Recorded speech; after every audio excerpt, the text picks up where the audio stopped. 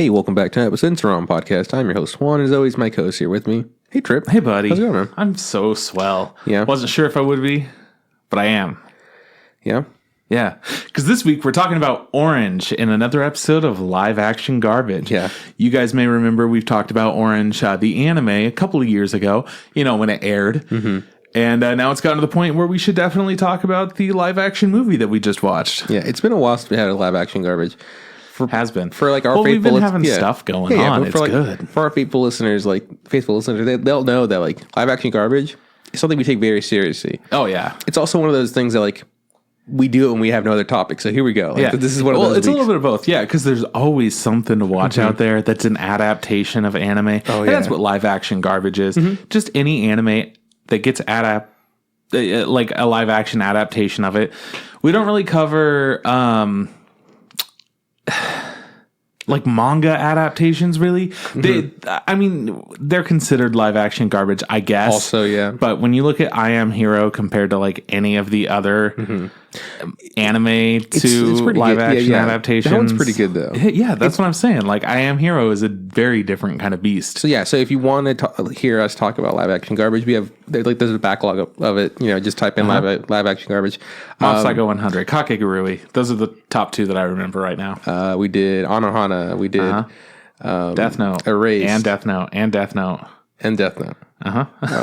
We've done a bunch. We did Attack on Titan. Oh yeah. More often than not, they're based off animes. Some of them are done off mangas. One that I really liked that was based off a manga was it something God's Game or fuck? What was it called? King's Game? No, it's not King. Because we saw King's Game and that was fucking horrible. Yeah, it was. That was like it's made for TV live action garbage. Yeah, what was it God called? Wills it or something like that. That's the one. It's something like God Says. God Says. God's Plan. Drake's God's Plan. No, what is it called, man? You were closer. Man. It's anyways, but it doesn't have an anime. It just has a manga. I really liked it, but we didn't talk about it. It's like whatever. Fuck it. I'm not an anime boy, so we're gonna be doing live action garbage. If Orange, stick around for that if you want. We're gonna talk about ourselves for a bit. Then, that's true. That's how every episode works. And then we're gonna talk about animes, and then we're gonna talk about fucking the news, and we'll get to it eventually. But hey, man, what's good with you? What's up? My face is a different face than it used to be. Yeah. I went to a facial reconstruction surgeon. Didn't. An oral surgeon, and he reconstructed my face. He pulled some teeth out. Yeah, he fixed my oral cavity, and now it's freer than it used to be. Yeah. That being said, at the moment, it's very tender. Mm-hmm. It's very sensual. Yeah. And I'm a little bit drugged up lately because of all the meds or whatever. Have you had wisdom teeth pulled before or not? I've had one specifically before. One, yeah. And this was so let's jump back a year and a half ago, right?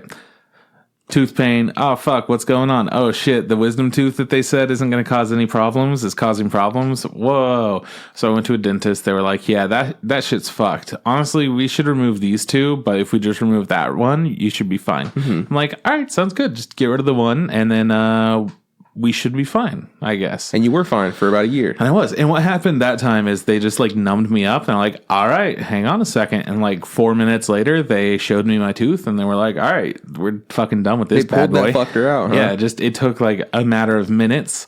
I was good to go and problem solved, right? Yeah. Well, here we are today. Got my wisdom teeth, the rest of them removed because I had so many issues, lots of pressure from everywhere. Yeah, and they were like, oh yeah, all that shit's fucked, dog.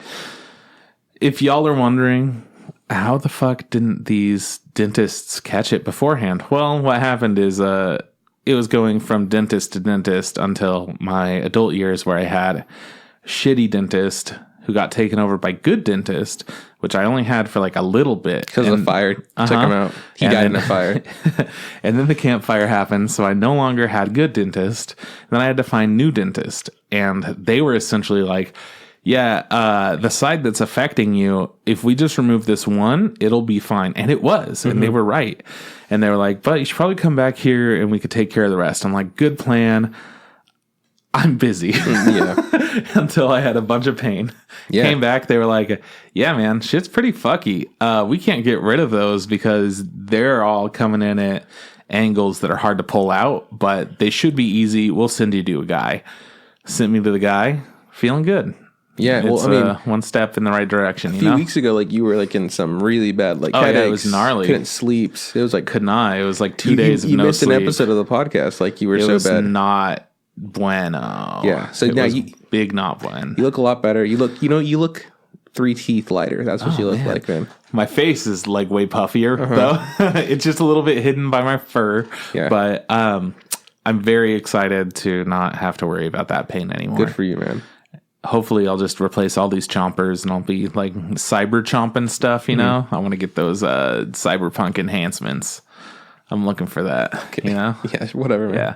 So anyways, that's pretty much been my time. I'm getting more and more frustrated as the days go on because I just want to eat some goddamn food. Oh, you've been dying for some pizza. I could go for a pizza. Honestly, the thing that I want more than anything, though, is every Mexican food dish available ever right now. I'm like, all right, clearly I want a burrito. Quesadillas are always great. Fuck me up with the torta. Nachos. Yeah, dude. People have brought up nachos like more in the past 2 days than I've ever heard in my life. Oh, at least that's how it feels, right? Enchiladas. I could kill a man for an enchilada right now. You know, that's where I'm at with my life. Put that gun down, Trip. You provide the enchiladas, you won't lose your life, okay? That's all I have to say. I'm hankering for some real ass food. I've been eating mush for a few days. It's been great. And everyone on the internet is like, you just want to keep eating mush until you no longer have to.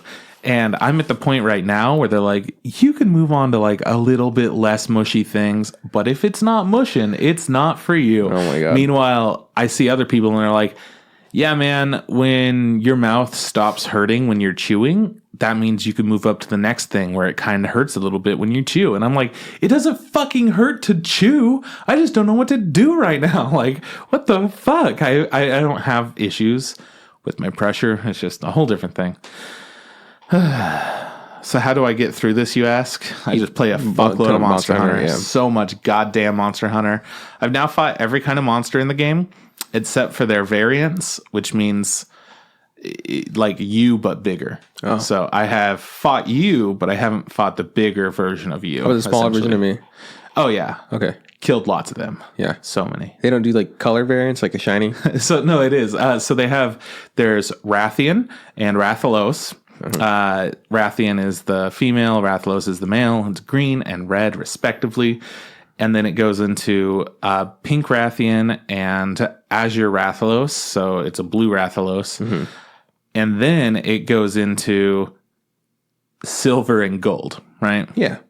As you do, yeah. Yeah. So anyways, I haven't fought the silver and gold versions yet. Those are the last variants. There's also a couple of other variants out there that I haven't fought. They're just like very, very far in the game. And then there's another guy that you do fight, but it's like a scripted scenario. So I fought him. I got to see his moves, but I haven't killed him. Okay. You have to hit new level 100, which today my friend Sam, who plays goddamn all the time, he finally just hit it. He's like, all right, I'm there. I'm doing it. And all the people online, because of course people online don't do anything except for eat, breathe, and sleep, whatever the one thing is that you're looking up for that like 2 seconds. They've all already done all of this shit. And I'm like, how do you even have time? The game's been out for like a week and a half or whatever. Well, yeah, but you lost time because you had your surgery. So I guess. Yeah. It's fucking wild. Anyways, it's been an absolute blast. Now I'm a squid girl and I got my jellyfish cat and we just going around slamming in the guiding lands, you know. It's been fun. Good. It has been the life. I'm glad you're happy. I'm more than happy, man. And let's see. Other than that, I guess we'll get to it after we hear about you. But we've had a pretty big moment as our group of friends came to an end. Yeah. Yep. I wanted to beat you before you said our group of friends because it's like you and I had a big moment and romantically, full stop. But you didn't. You fucked it. I'll fuck everything. We don't edit the podcast, so now we're really fucked. We don't edit anything ever.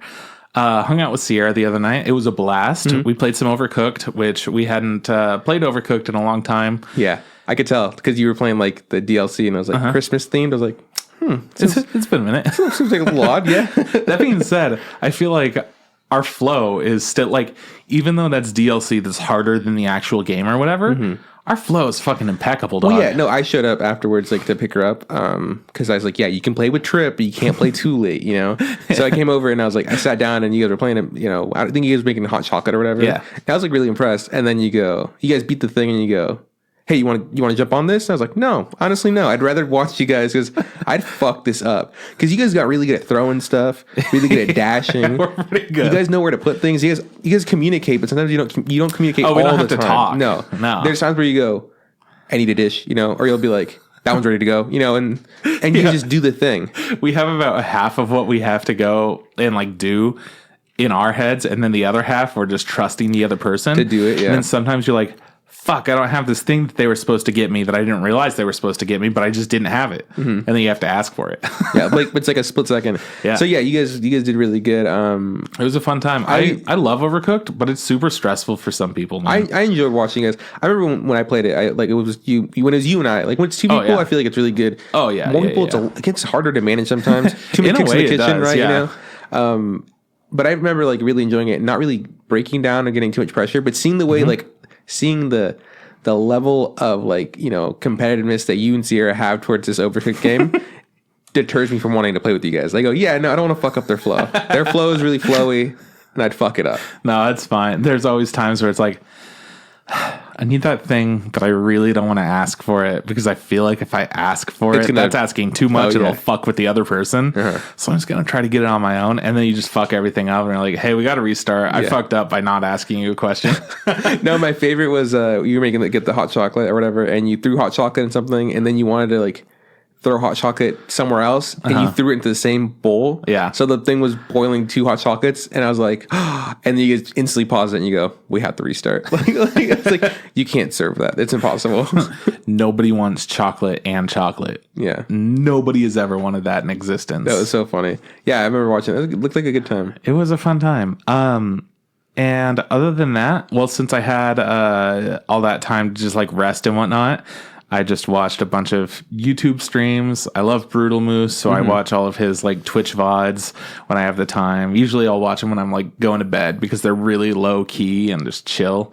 So I'll check out his Twitch VODs and they're a blast. And I honestly don't have a lot to update because Monster Hunter is like most of what I do. I did actually, when I was playing with Tom, we were like, hey man, so you're playing with us.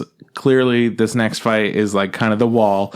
It's called a Barioth. It's like a saber-toothed tiger dragon. Mm-hmm. It's got these big old claws where it digs into the ice and it keeps its balance a lot more. So it runs really fast. It blows like ice wind at you.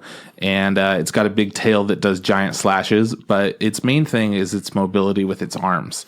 So if you break those, it becomes way easier to fight. So Tom and I decided to fight it. And that's like the first really difficult fight, I feel, in the DLC in Iceborne.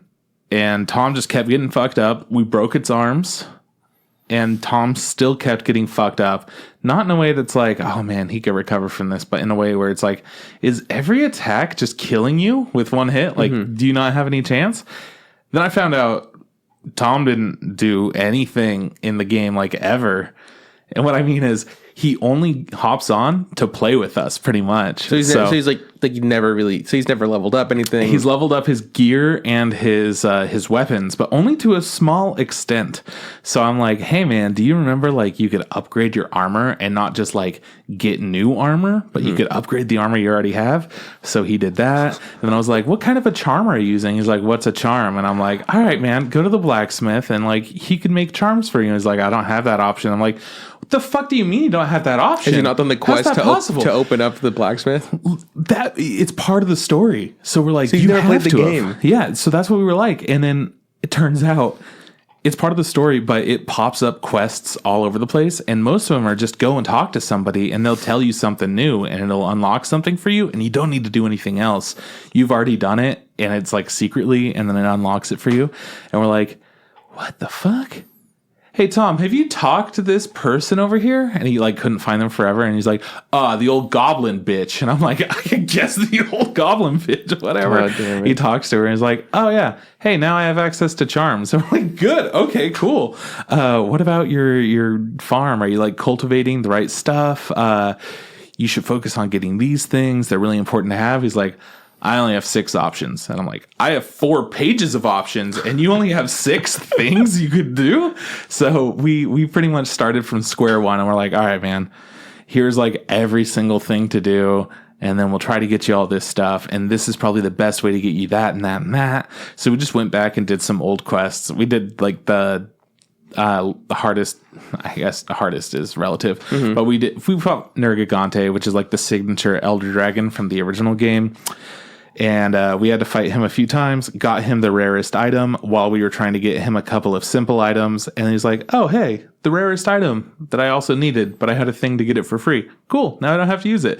Like, God damn it. Like, out of fucking everything. Now you waste your luck on that. Now that we're in this other part, you got some shit you should have had like 20 years ago. But okay.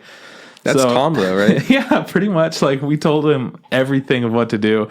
And Tom is the smartest person I know. And I will say that time and time again. But he impresses me with how dumb he is sometimes. Oh, yeah. And I mean that 100% sincerely and with love. Tom's a fucking idiot. And he's like a genius. Yeah, no. It's very weird. I remember sitting down with him, like talking to Tom. I'm like, I don't know. I couldn't really peg him for the first few times. Yeah. I'm like, yeah, no, you seem smart, but you're saying some stupid shit, you know? And then I remember talking to you about it, and like, what's Tom's deal? And you're like, he's really smart. He's just hella dumb. I was like, yeah, that kind of really does describe it. Yeah, Tom's a total goofball, but when it comes down to like things like that, he's just trying to play with friends. Have a good time. He's not trying to dig into it and like learn every part about it. But every once in a while, he'll be like, yeah, I really want to check this thing out. And then like you talk to him the next day, he's like, so I spent the last 20 hours learning everything there is about this. And I'm smarter than you in every way. And I'm like, okay, cool. Damn, fuck. Of course, he's not flaunting it at all. He's just like, that's how he does things. He's got a big brain. He's trying to learn, and he needs to learn everything in order to like fully understand something and grasp it really well. So when he knows like parts of it, he's all right. Yeah.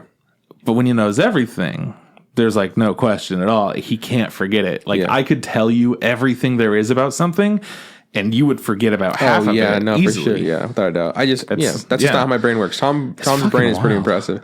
Anyways, dude sucks at learning Monster Hunter. Great at learning the attacks and stuff, and he's really good at surviving and all those things. And then when it comes down to playing the game, like all the like RPG parts that you really have to like teach yourself, and it doesn't hold your hand through it. Things that you would expect him to be good at, considering he's a fucking, like when we played World of Warcraft, he would go into it, man. He knew everything there was about all these different weird things all the time.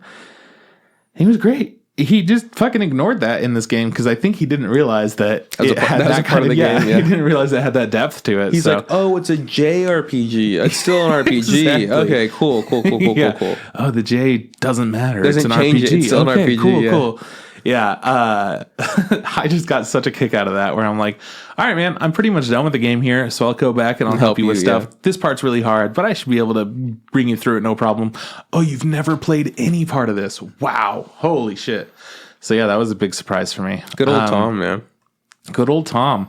And I've been really wanting to replay, I guess not replay, I've been really wanting to play the remake of the Legend of Zelda Link's Awakening. I saw that. It looks really good. It's adorable, visually, right? Yeah, it looks stunning. Yeah. It looks unique in its visual style, and it still feels like the original in a lot of ways. That's a game close to my heart, Link's Awakening DX or whatever it was, where it was in color on Game Boy Color. Because there was an original one that didn't have color, and then they adjusted it for the Game Boy printer and like a whole bunch of shit, right? Played that a lot on road trips and stuff, and I remember getting stuck on the second dungeon for a long time because I couldn't quite figure out how to kill this guy. It was like one of these little bunny things, and I'm like, I think I tried everything, but I don't understand. Eventually I figured it out and stopped being an idiot, like 7-year-old or whatever. And it's been one of the first games that I have ever beaten. So I beat that as a kid. I played it again with Tom as an adult, and it was still a lot of fun, but it had a different kind of depth to it where you realize that there's a lot of different stuff you could do and little side quests and everything. Meanwhile, as a kid, you're just kind of fumbling through it and having a fun time.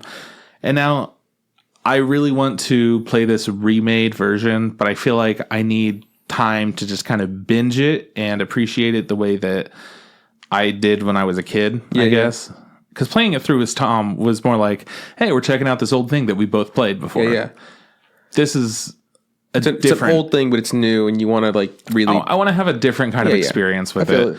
So I really want to play that. I don't know when I'll get around to it. I feel like everything else is going to come out. I'm going to forget about it. So I'm also worried about that. Mm-hmm. Anyways, I think that's enough about what's been going on in my head and with me recently. I want to hear about your week. How have you been, man? Me? I've done a few things this past week.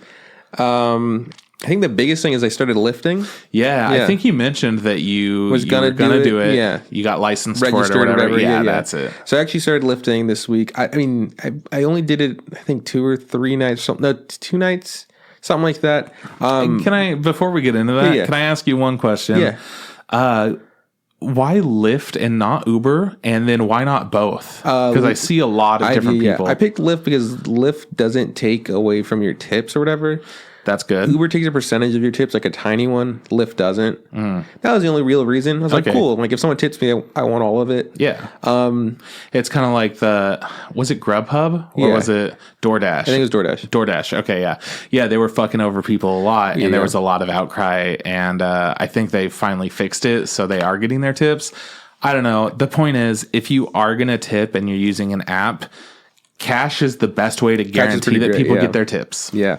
But anyways, I think that was like the biggest factor. Also, I had a friend who lifted in college, and like he would always talk about it. I was like, so kind of like, oh, I'll just do Lyft. Even though I use Uber, like Uber's the one I use. Yeah, well, that's why I was also curious. And I think I just use Uber because it was the first one. It was the first one on my phone, so I was like, cool, I'll just check this one out. And I think maybe even Chico had Uber before it had Lyft. Yeah, our town did for sure have Uber first, and I only used Lyft because it was the new one, and I felt like they would be more competitive. Yeah, and I would only use it when we go to a big city. Yeah, so there was lots of options. I mean, so far, like, I guess why I don't do both, because I don't really want to make this like a. It's not your life. It's not my It's not like my dream job, right? And I know the people that do Lyft and Ubers because they'll be on Lyft for a bit and then they go, I'm not getting a ride, so they'll close it and open up their Uber to get a ride. You know, when I don't get a ride in Lyft, I go, that's cool. And I just kind of turn it off and I guess I'm done. Because I'm like, I don't really care. You know? You're just doing your thing. Just doing the thing. Just trying to make some extra money. But anyways, so I've done it like, because I did it today again. Anyways, I've done it for a few days now.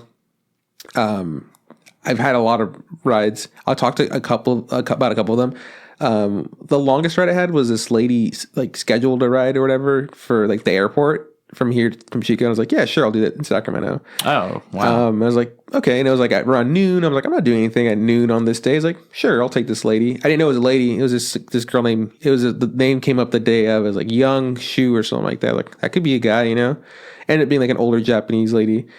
And like, she gets in my car. I pick her up and I'm like, oh, so you going to the airport? She's like, yeah, flying back home. I'm going back to Colorado. I was like, cool. I'm like, what were you doing in Chico? It's like, oh, she's my sister owns this yogurt shop and she needed help working because she was kind of short staffed. I was like, which shop? It's one by I don't know what it's called. It's out by Is it on Valley? East? Yeah. It's the one over by Safeway. Yeah, that one. And which nobody knows what it's called. Some with a G. A lot of people really like that shop. So. But she's like, yeah, she's short staffed and she needed help running the shop for a few days. Like, oh, that's cool. She's like, yeah, a few days, and she fucking whoa. Yeah, and I was like, this is really interesting. So she said she owns a Japanese restaurant in Colorado. She closed that Sunday night, and then she flew Sunday, got there Monday, started working, and then she was leaving like Wednesday. And then, because she had to open Wednesday night. And I was like, that, whoa. Dude. And I was holy shit. Like, that's really nice of you. Like, is she like an older sister? She's like, oh, she's my younger sister. I was like, that's a really good, like a really nice thing for you to do. You know, it's like, yeah, you know, like she needs help. Come out and help her. What's the big deal? I was like, oh, nice. Anyways, the first like 10 minutes of the ride were kind of like really like small talk, cordial kind of stuff. And then it was just kind of quiet. Like, we didn't say nothing. That's fine. And I was listening to music, and I picked my starred playlist, which is like the playlist on Spotify that I just kind of dump everything. And so dangerous playlist. Yeah, it's got a lot of stuff on it, you know. Yeah, exactly. It's got hundreds and hundreds. Oh yeah, so it was playing for a bit. First few songs were fine, and then I think like an old like 80s song came up, and she goes, "Huh?" She's like, "Is this your playlist?" I go, "Yeah." And she's like, And I said, if there's any song you don't like, just let me know and I'll skip it. Like, I have no problem. She was like, no, she's like, I like all kinds of music. Because I'm just surprised that someone as young as you would like, that kind of music. I was like, oh, my, oh yeah, that's a good song. It reminds me of like my mom. She used to play it on our cassettes back in the day. It's like, it's a good song. She's like, cool. And whenever I drive, I always sing. And it's like something I do.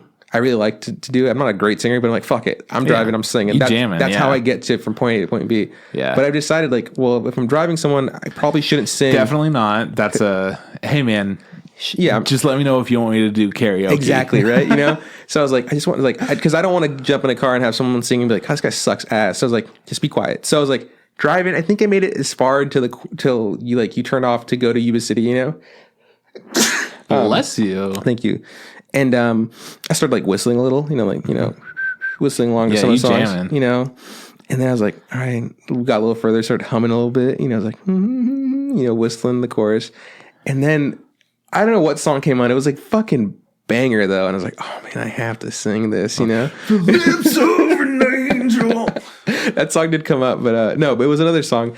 And I'm like, oh, I'll sing the chorus. I'll sing it really quietly, So I'm like over here like, singing under my breath. And then we started driving some more. And then I noticed that she was also singing really quietly too. Like in the back, she would like sing along. Like I think Stevie Wonder's like "Isn't She Lovely" came on. So she goes like, "Isn't she lovely?" I was like, oh shit, Isn't she beautiful? Yeah. Crank that shit. Yeah. So the more we drove, the louder we both just started singing. Yeah. To the point where, like, by the time we were at the airport, we were both just kind of singing at a normal volume to whatever song that came up. And the song that surprised me the most that she knew the words to was Nickelback's "How You Remind Me," and she sang that. She's like, "This is how you remind me of what I really." She's fucking screaming in the background. It was so good, and I was like, my god. And Bon Jovi came up and she started giggling. I was like, oh, you don't like Bon Jovi? She goes, at my Japanese restaurant we have karaoke on Sunday, and she goes, this song gets played all the time. She goes like, it's kind of my song. I was like, oh well, fucking let me hear it. I'll put it on the karaoke version. Yeah. So like I said, by the time we got to the end, like we were just singing and having a good time. I think the ride was like $66 for the airport. And I was like, that's not bad. That's not bad, right? Like I wasn't gonna, I wasn't doing anything anyways. It only took me an hour, right? Hour and a half, whatever. And then I helped her bring her bag down, and she like very quickly like hands me $20, and she goes, thank you. Then she leaves, and I go, oh cool, a tip. I didn't know if we were allowed to take tips. So I was like, whatever, put it in my pocket. And then when I got back home from, in Chico, I noticed on the app, she also tipped me on the app $15. So it was like $100 for like that in total from this one lady. Like, oh, that's super dope. So I was like, I'm like, Lyft ain't that bad. I'm like, I know it's not gonna happen every day. I was like, that's a cool thing. That was probably my best time lifting. Yeah. I'll tell you my worst person yet. So the worst ride I gave was Saturday night. Obviously, people are like drunk and intoxicated. So like, I've been picking up drunk people all night. Like, everyone's been pretty cool so far. I get pinned to pick up this guy in front of a bar called The Download, which is in the middle of like Broadway or whatever, or I don't know, Broadway or Main or whatever. It's kind of a shitty little place. It's kind of in the middle of the street. So I pull over and he's not there. So then I call him. He doesn't answer. Call him again. And then he's like, hey, who is this? I go, hi, this is Juan. I'm your Lyft driver. This is Calvin. He goes like, yeah, where are you? I was like, I'm in front of the down low. That's where you put your pin. And he goes, why are you in front of the down low? I was like, because that's where I'm supposed to pick you up. It's like, he goes like, I'm in front of Duffy's, which is the bar on the corner, which is behind me. I passed it, right? It's like 2 doors down. Yeah, it's like, right there. It's like maybe 100 feet away, right? And I go, all right, well, cool. He's come my way. And he goes, no, just come in front of Duffy's. Pick me up in front of Duffy's. I was like, I can't reverse. This is a one-way. He's like, just pick me up in front of Duffy's. That's where I'm at. I was like, you want me to go all the way around the block to pick you up? And he goes, okay, fine. I guess I'll see you there. I was like, yeah, fucking asshole. Like, So then he walks past me and he's like drunk off his ass, right? And I had to honk the horn. He looks at me and I wave at him and he like kind of like flips me off. And I like and I was like, I'm like, dude, like I'm your Lyft. I'm like pointing at the sticker, like I'm your Lyft driver. Then he's like, oh, that's right, yeah. And he gets in my car. He's like, hey, what's up, man? I was like, nothing, man. Like, get your seatbelt on. We'll get going. So we start driving, and the song that's playing is J. Cole, like Workout. So it's like a a rap song, and J. Cole's a good, he's a good artist. And he's like rapping and singing along and having a good time. I'm like, cool, at least he's enjoying himself, right? All right, yeah, he's feeling him. So the next song comes up and it's an old school Neo song, and Neo does more like R&B and pop kind of stuff, and it was like one of his really like quiet, slow R&B songs, and I was like, well, it is for a split second I go, this is probably a song to skip just because like the last one doesn't really match this one. So I skipped I have like a button on my fucking steering wheel to skip it. So I skip it in a second. And this guy fucking goes off. He goes, how? He's like, what the fuck did you do? How fucking dare you skip Neo? He started yelling at me and like telling me all of his accolades, like 4-time Grammy, Oscar nominated, blah, blah, blah, Grammy. And he's like, he's the president of Motown. No, I was like, yeah, man, I'm sorry. It's like, I thought that the vibe was off. And he goes like, put it back, put the song back on. I was like, all right. So I go back. It's like, fine. I drive the half a block that is left on his ride.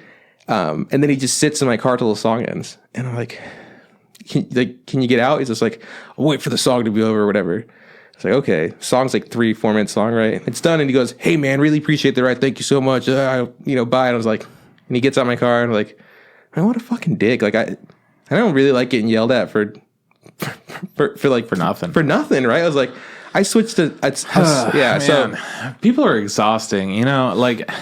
I mean, working because we've all worked with the public. I'm pretty sure like nearly every person has just worked with a bunch of random strangers that are coming in, getting some kind of a valuable thing that you could do for them.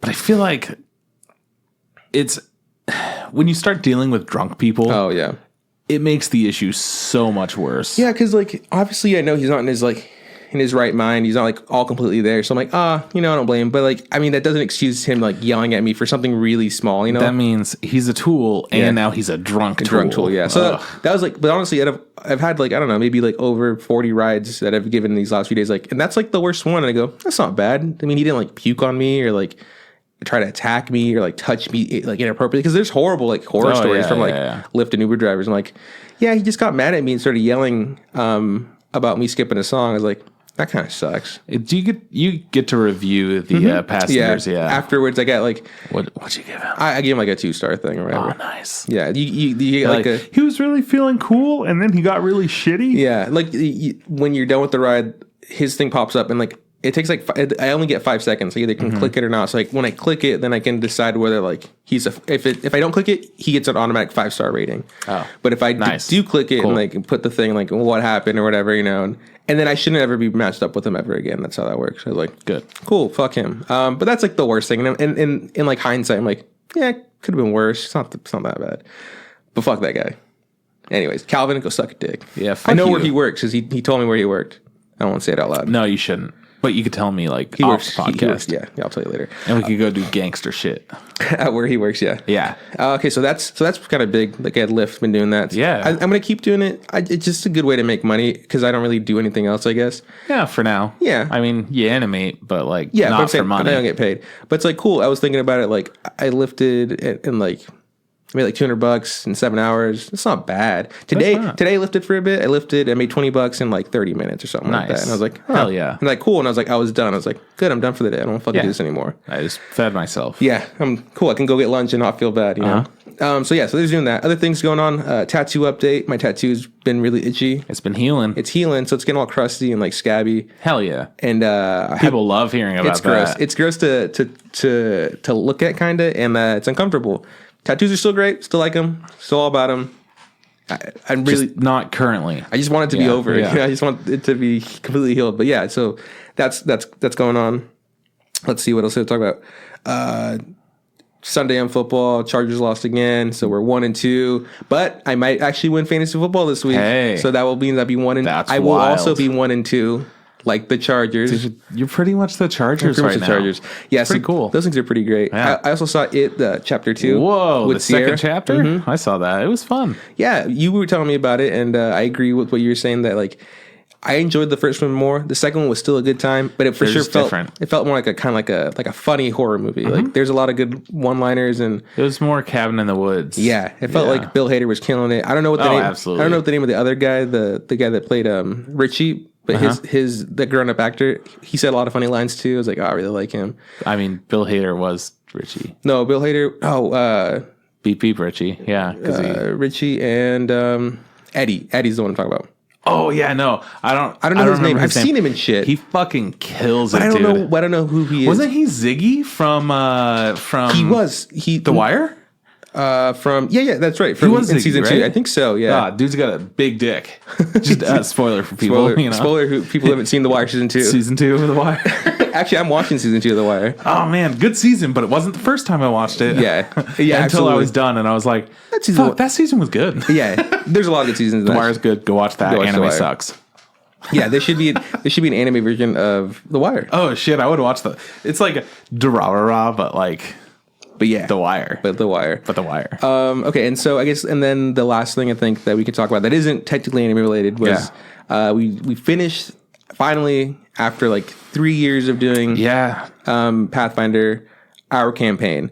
We started off finally come to a fucking end. Man. Started off with you, me, Leandra, and DJ. Mm-hmm. And Kyle, our DM, right? Who crafted the whole project for us. That's how we started off. We started, separate. We came onto an island. We had this horrible zombie curse thing, and then we've lost a couple people. We gained people, right? We had Henry, lost Henry. We gained Liza and Sierra, and we're done. Like we finished it. The last time, which was like a month ago, we played, and we were doing like the last part of it. We've had a lot of stuff happen.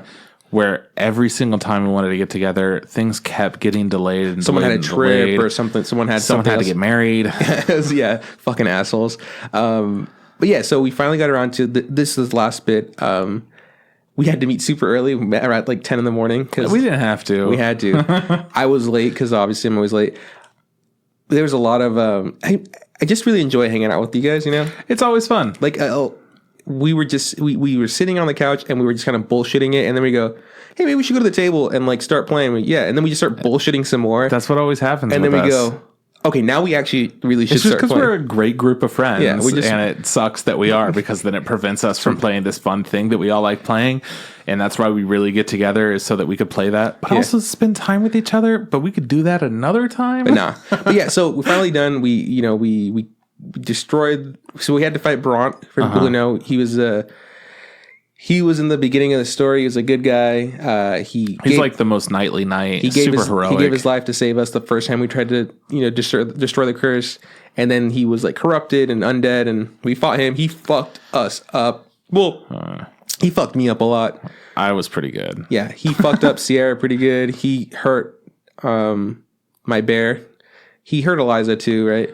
But then we finished that. We destroyed the big evil thing, which was like a big cup of juice. I don't know how to describe it. Yeah, it was the juice. The evil cup of juice. We destroyed Finally got rid of juice. No, essentially it was just it was a big water fountain. Bird feeder. No, bird bath. Nailed it. It was like a bird bath of ashes, which was cursed to constantly let a whole theme. This whole thing is like from ashes. Yeah. We rise again or some shit. It was some Phoenix ass shit, which essentially means that when you dead, you come back. Yeah. So when we finished that, we jumped through a portal, and then we were back at the capital, like where inside the castle, and we found out that the king had some evil thing to do with it because he had turned to ash, so it had his nightly guards, and we did it. We saved the day. It felt kind of weird because like we didn't really know if it was over, So Kyle talked to me a bit about this. He was debating a while what to do, whether he wanted to have a second fight after the Bront fight, or if he just wanted it to end that way. And it feels a little bit more real. Like, we ended it. We did do it. We did everything right, but it still doesn't feel final, and it doesn't feel that way because, like, in a game, you fight the last boss or something, then it's over, or you always know what the big bad is, and then finally it's done. At this point, we didn't know exactly what the big bad was. Oh yeah, no, we knew there's like a flying dragon. Like, we were just trying to stop the curse. We were trying to stop the dragon. So it felt really good because that did feel like very like, wow, it's done. But is it really done? Like, kind of waiting. Is there something around the corner? Because after fighting Braun, I was like, if there's another fight, we're going to get fucked. Like, someone's going to for sure die. And there wasn't. I was like, okay, I'm kind of relieved that there isn't. Yeah. And then there was like a bunch of, just story bits where like Kyle's letting us know, like, there's like jumps of like time where like we have people come back and we're talking about what to do with the status of like the island. You know, there's people and just get small little updates about things, and the four of us don't really have a say in what happens. Like we're not the rulers or whatever. We were just helping. Yeah, we get like they ask us for what our opinion is, and we like, and then we all voted kind of individually. Like, well, we talked about it, and we go like, well, I think the island should do this, and I think people should do that. You know, and not all of us agreed. And then Kyle's like, cool. He's still working on like writing an epilogue for all of us. He told us, I think, a little bit over a month ago, like, hey, send me like what you would want, kind of like your character to do in the future, right? Like, and obviously we didn't know if that would actually happen because we didn't know if we'd make it to the end. But he's working on what we gave him, and he's going to try to craft a nice little wrap up for all our individual characters and the island and all that stuff. So it's like really cool because like it's 3 years of storytelling, like you know, being done. So yeah, it's like The Wire, but like Pathfinder. Yeah. So it was a lot of fun. You know, props to Kyle for doing a good job. It was a lot of fun. Yeah. I'm never playing Pathfinder again. Yeah. Never again. For those of you that don't really understand what Pathfinder is, it's like Dungeons and Dragons, which is a tabletop paper RPG, pen and paper RPG, to where most of what you're doing is just talking. Some people do like to have maps and figurines and whatnot. We're mostly just about the inventiveness of our imaginations. Yeah, essentially what we can come up with is the world that we're in. We have a map and that's it.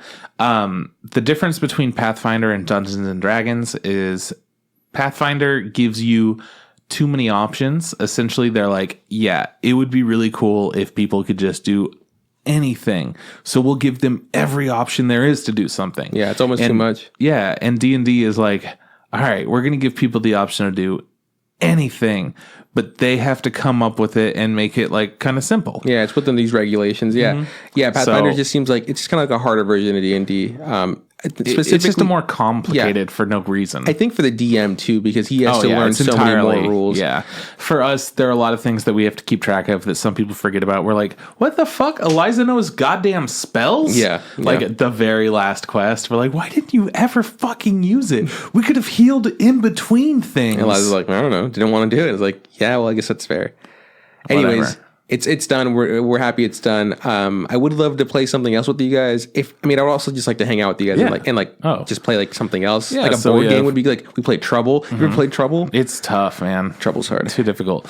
But I think our next thing that we're doing is playing Man of Medan, which is the Until Dawn people. They've made another series of, or they're starting a series of games that are in that same kind of universe or the same idea of telling a story from different perspectives of the characters, and each decision that's made affects the way that the story goes.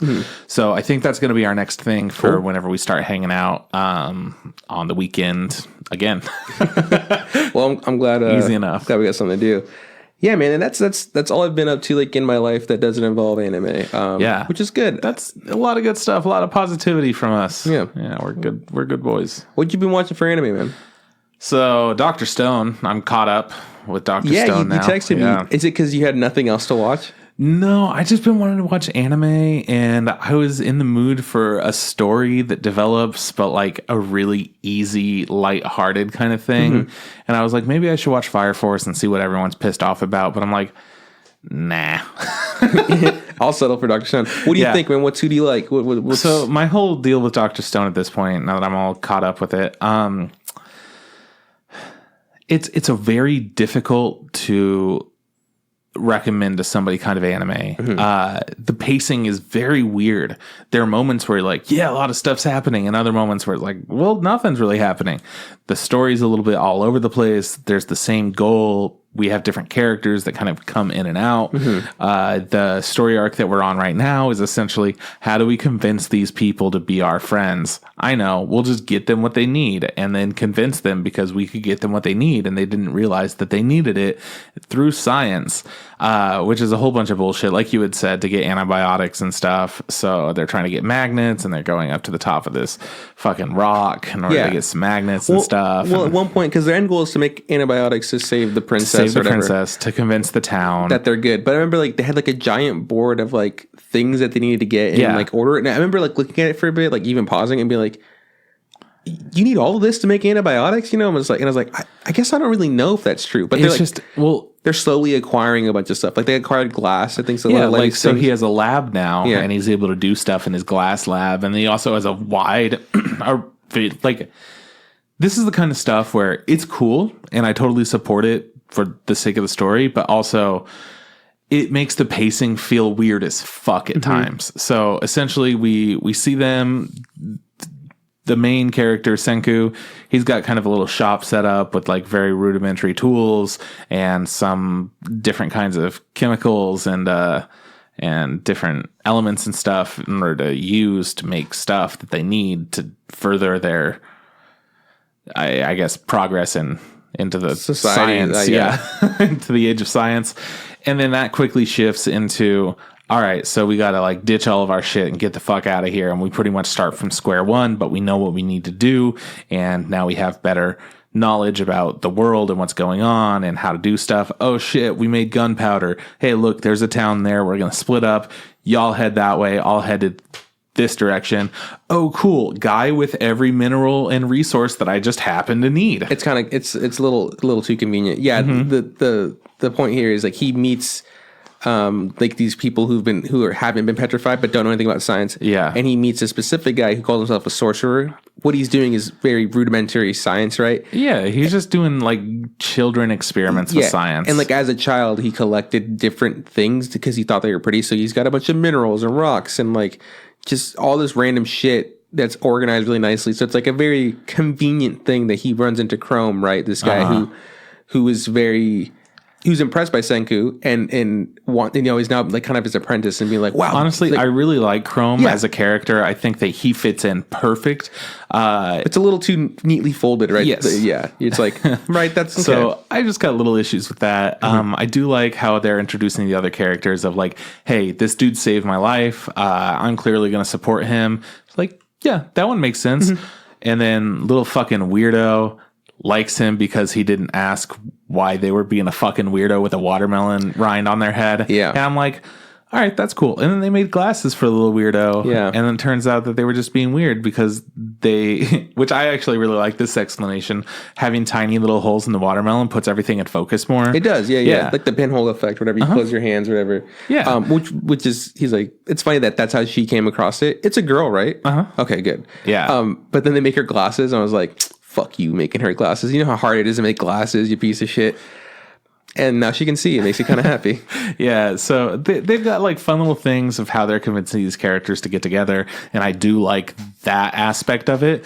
But then how they're convincing the people that are totally against them, it's not really working for me. But they're like, I'll make you a gold spear. I'll make you a silver spear. And I'm going to make you this. And I'm going to make you that. Ramen. I want to make... The one that really didn't get me was they tricked the craftsmen of like the really old craftsmen to blow glass just because they were blowing glass so poorly. He's like, fuck you, I'll do it myself. I'm like, I don't know if that's true. I think he'd be like, all right, cool. Fuck off. No, I feel like he would be pretty into that, like knowing pottery and stuff. He's like, fuck, you could do pottery with other shit. And he would be like way into that and be like, that's insane. I don't know. I feel like he almost, I don't know. It was for sure. It was way over the top. Yeah, they made it way too dramatized, but I feel like that would be a legit thing. That would be like, oh shit, I want to learn how to do this, and I could do it way better than you idiots. I feel like a conversation being like, hey man, you make glass. I mean, you make pots. Check this shit out. Would have also worked as opposed to tying him up. Oh yeah, purposely for sure. fucking it up and like tricking it wasn't him really on purpose. They were trying to do it, but they were bad at it, and then he's just like, I have to do it. I'll do it. Yeah, that was a stupid thing. It was also stupid. They have a whole thing going on where there's good guys versus bad guys. Bad guys sent somebody to come and confirm that main character's dead. And he's like, hey man, I'll make you soda. All right, cool. I can't wait for my Coca-Cola. And then he pieces off and like does a bunch of other shit. Yeah, he essentially sells out the other dude for a bottle of Coke. He's like, hey man, that guy that you killed, he's for sure still dead. And I confirmed it. Like, and the guy's cool. All right. He's like, nice. I'm gonna get a bottle of cola. All right. I don't know, man. There are so many parts where I'm like, cool, and so many other parts that I'm like, this is fucking dumb.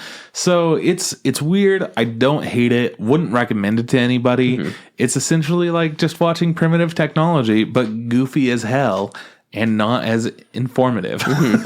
Yeah, I feel it. I mean, I watch it and I go, that's not bad. It's not a bad time. Fine. Yeah, I don't no like problem with it. Like again, my biggest complaint is I don't think it looks all that great. Like the character designs aren't that appealing in my opinion. Like there's I like some of it, but for weird reasons. Like the girl, like the blonde chick that's like super hot and like super badass and fighting. Oh, you mean the one with her eyes that are on the other side of her dog. Head? Yeah, her face scares the fuck out of me. Well, it's very like Clanad. Yeah, that's what it is. And I hate Clanad the way it looks. Right? Like I'm glad like anime has evolved from that style because for a while that was huge. Yep.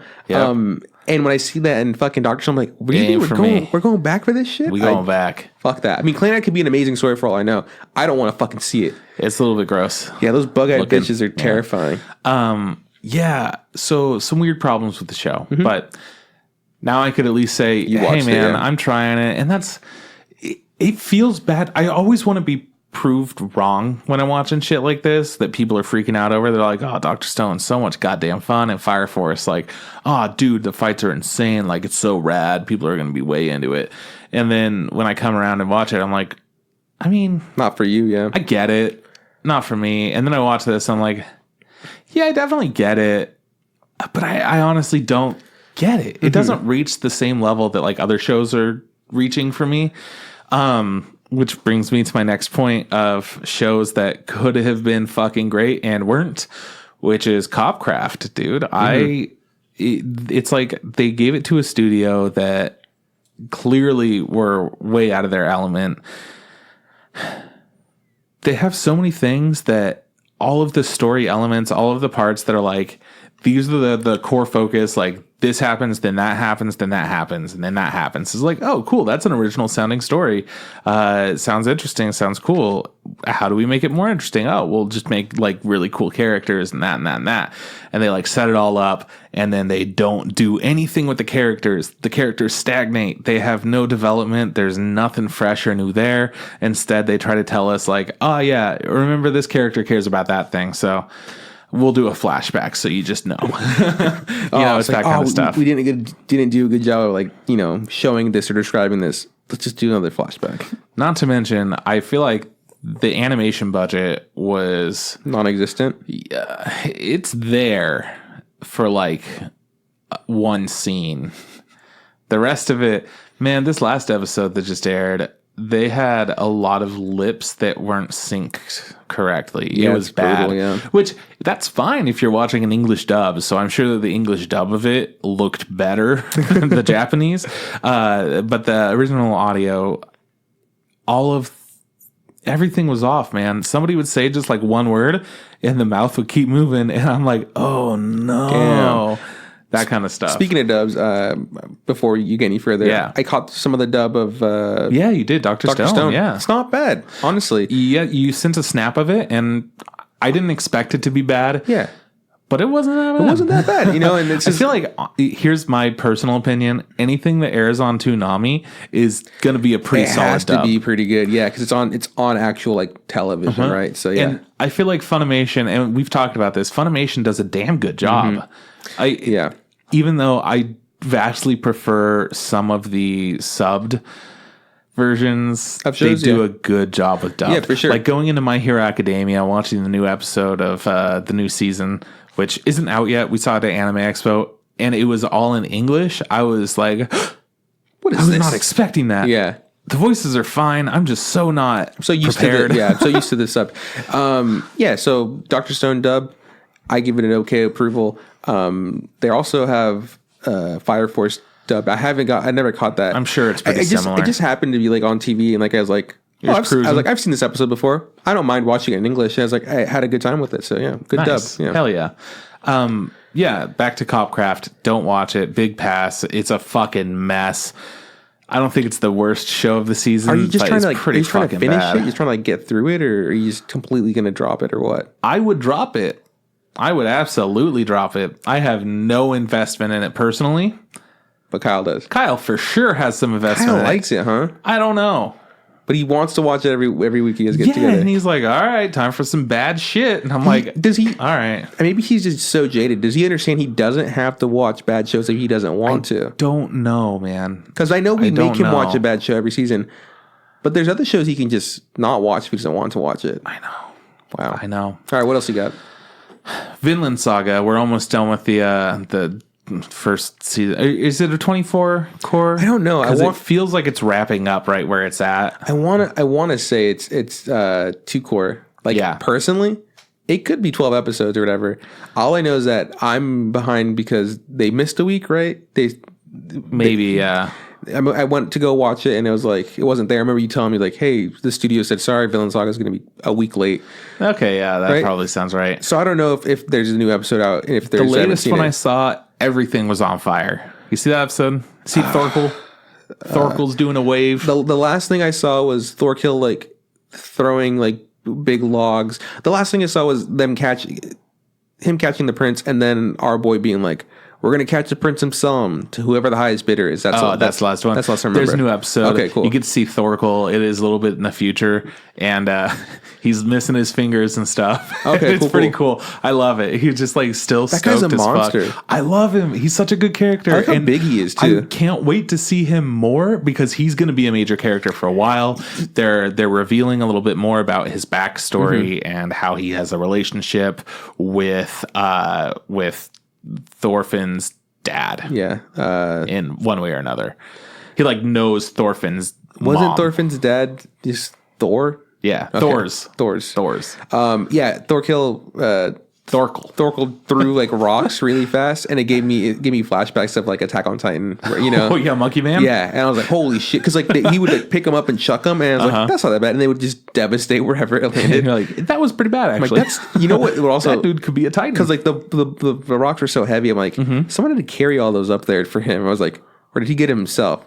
He's like, is it like he had like horses or something? He had like bulls. He's like him picking up like little pebbles, like because you know he's so strong. Yeah, he was swinging around a giant tree trunk as a weapon. I'm like, this guy's fucking mad. He's literally just like a Dynasty Warriors character. He is. Yeah, it's amazing. For sure. Yeah. So, anyways, latest episode, we get to see the Prince Siege. It's pretty fun. It looks gorgeous. That's one thing about Vinland Saga that I will always say is amazing. Is visually stunning. Yeah, it's just constantly beautiful. Even when it's incredibly gruesome and violent and stuff, it's gorgeous.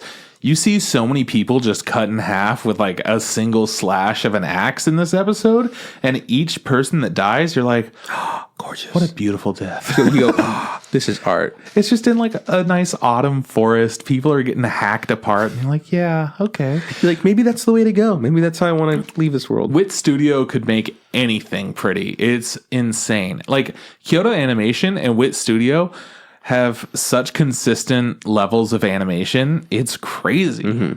Anyways, Vinland Saga is good. I'm excited for you to watch more of that. And then we finished the High Dive shows. High Dive's done for me.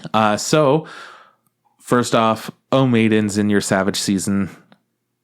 What a good show. I don't think you finished it. I haven't finished it. No. I want to really bad. I mean, honestly, the last episode is just more of everything else. It's a lot of people talking about their feelings and wrapping it all up. And lots of good things. It has like a little epilogue, and I love it. It's good. Was it 12 or 13? It's a 12er. Oh, cool. Good to know. Yeah, so that wraps up at 12. And man, it's good. Oh Maidens in Your Savage Season is by far the best show of the season. I can go ahead and say that with no second guessing. I love Vinland Saga. It's gorgeous. It's so much fun. It's violent as hell. It's action packed, but it ain't got shit on Oh Maidens. Because every episode of Oh Maidens, I'm like, I need to see what happens next. Every episode that ends with Vinland Saga, it's just like, nice. Can't wait for the next episode. It's going to be rad. What's funny about Oh Maidens is remember when we were watching on High Dive and we hadn't talked yet. And it was just like I watched Oh Maidens and I think there's only a couple episodes out maybe. And I was like, yeah, I don't know what the fuck this is. Fucking idiot, you know? Yeah. I remember you and I talking about it and you'd be like, yeah, it's weird that we, you know, you always get the diamond in a rough. You hopefully get a diamond in a rough that, you know, every season. And that was like, for sure, it's like, why is anybody talking about this? Yeah. You know? And I don't think anyone's talking about it, or people are talking about it. There's going to be outrage, you know? People are going to be like, hey, fuck you, I'm talking about it. Yeah, no. On Twitter, I do see a lot of people that are like, why is nobody talking about this? People are concerned about that. Yeah. But that's the conversation. The conversation isn't people talking about the show. It's the conversation is like, why aren't people talking about this show? Yeah, people need to talk about it. Honestly, it's because it's on High Dive. Yeah. And there's not really a good way to talk about it because it's such a concise, small story. It's just, wow. The character development, the writing, it's so emotionally honest. I love the way it looks. Yeah. Everything about it is just like, wow, they really nailed it. And that's all there is to say. You know how this is my solution on how to get people to talk about this show. High Dive makes a stance. Just fucking announce High Dive. You don't have to prove it. Call yourself the powerhouse of anime. God, no. No. And that's just buy a really big banner at AX. Just says, High Dive, powerhouse of anime, and you're fucking in it, boys. Yeah, Hulu did it, and look where they are now. Great. They're getting exclusive nonstop for like 2 weeks. Yeah, exactly. Which Funimation also has the exclusives for like 2 weeks. Oh my god, everything's on Hulu now. They don't know what the word exclusive means. Like they must not know the English dictionary definition of it. They should go hang out with like High Dive and Amazon and Crunchyroll for like a day and just kind of figure it out. Like, all right, so what do you guys do here? Well, we have a bunch of like exclusives. It's like, oh yeah, but when do you share them? We do too. Oh yes, they're taking notes. Well, it just blows my mind. What if in the actual Oxford Dictionary it says like exclusive? When it's only yours, like or two. You hold it for like 2 weeks and then kind of give it to everybody else. Fucking Christ. Yeah, man. That's a bummer. It does kind of suck. It's on High Dive. No one really talks about High Dive the way it should be. That's, you know what? I understand it. High Dive's fucked up a lot in the past, but they fucking nailed it with two of my favorite shows of the season. Yeah. And one of my favorite shows of the year. I wouldn't put it in like my top 5, maybe top 10 though. I really liked O Maidens. I would like to have you sit down one day and write your top 10 because there's times where you don't put things in your top 10, but you go, because you never say what your favorite is because you don't have a favorite, right? It's between like two things. Okay, but you don't have like a concise number one, right? Yeah. But you'll be like you like to say it's in like the top 10, and I go, there can only be 10 in there, man. I need a list. And every time I keep saying it, I'm like, yeah, it's up there, man. Yeah. I like how we just can't fucking peg you down. Well, okay, so clearly Eureka 7, Trigun, Madoka Magica, and 3, Attack on Titan. 4. Those are easily in the top 5. I don't know what, I don't know exactly what order, but they there. All like switch around depending on my mood. What I also like is that because they're in the top 5, there's only 4 of them. That means there's just always an open 5th spot for it. Could be in the top 5. No, that one for sure. It might be better. It might be worse. It depends on the day. That's so dumb.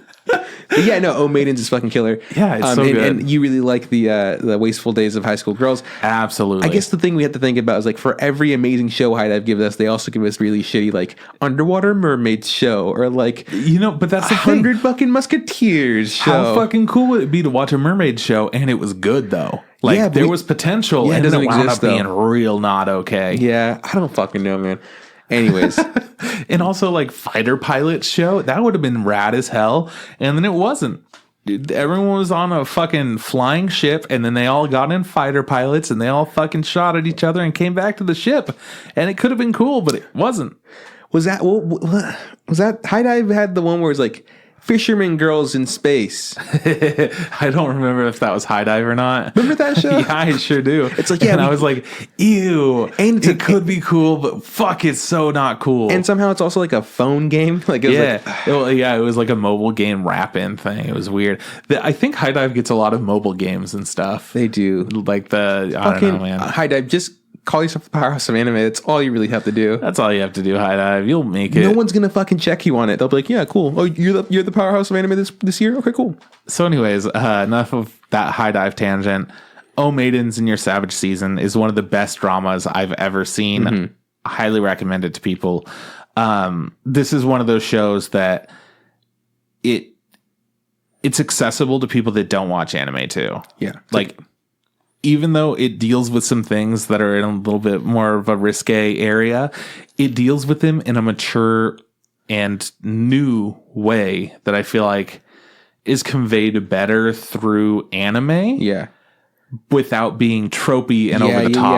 Yeah, I'd say this show's very low on the trope scale. Yeah. Like maybe we see some chibi stuff, maybe, or like some specific... A little bit of embarrassment. Yeah, but we don't have like wild, crazy fucking over the top anime tropes. You know, no bloody noses, no fucking little devils, no fucking stress mark on their forehead, no fang tooth. Do we got any fang tooths? Nah.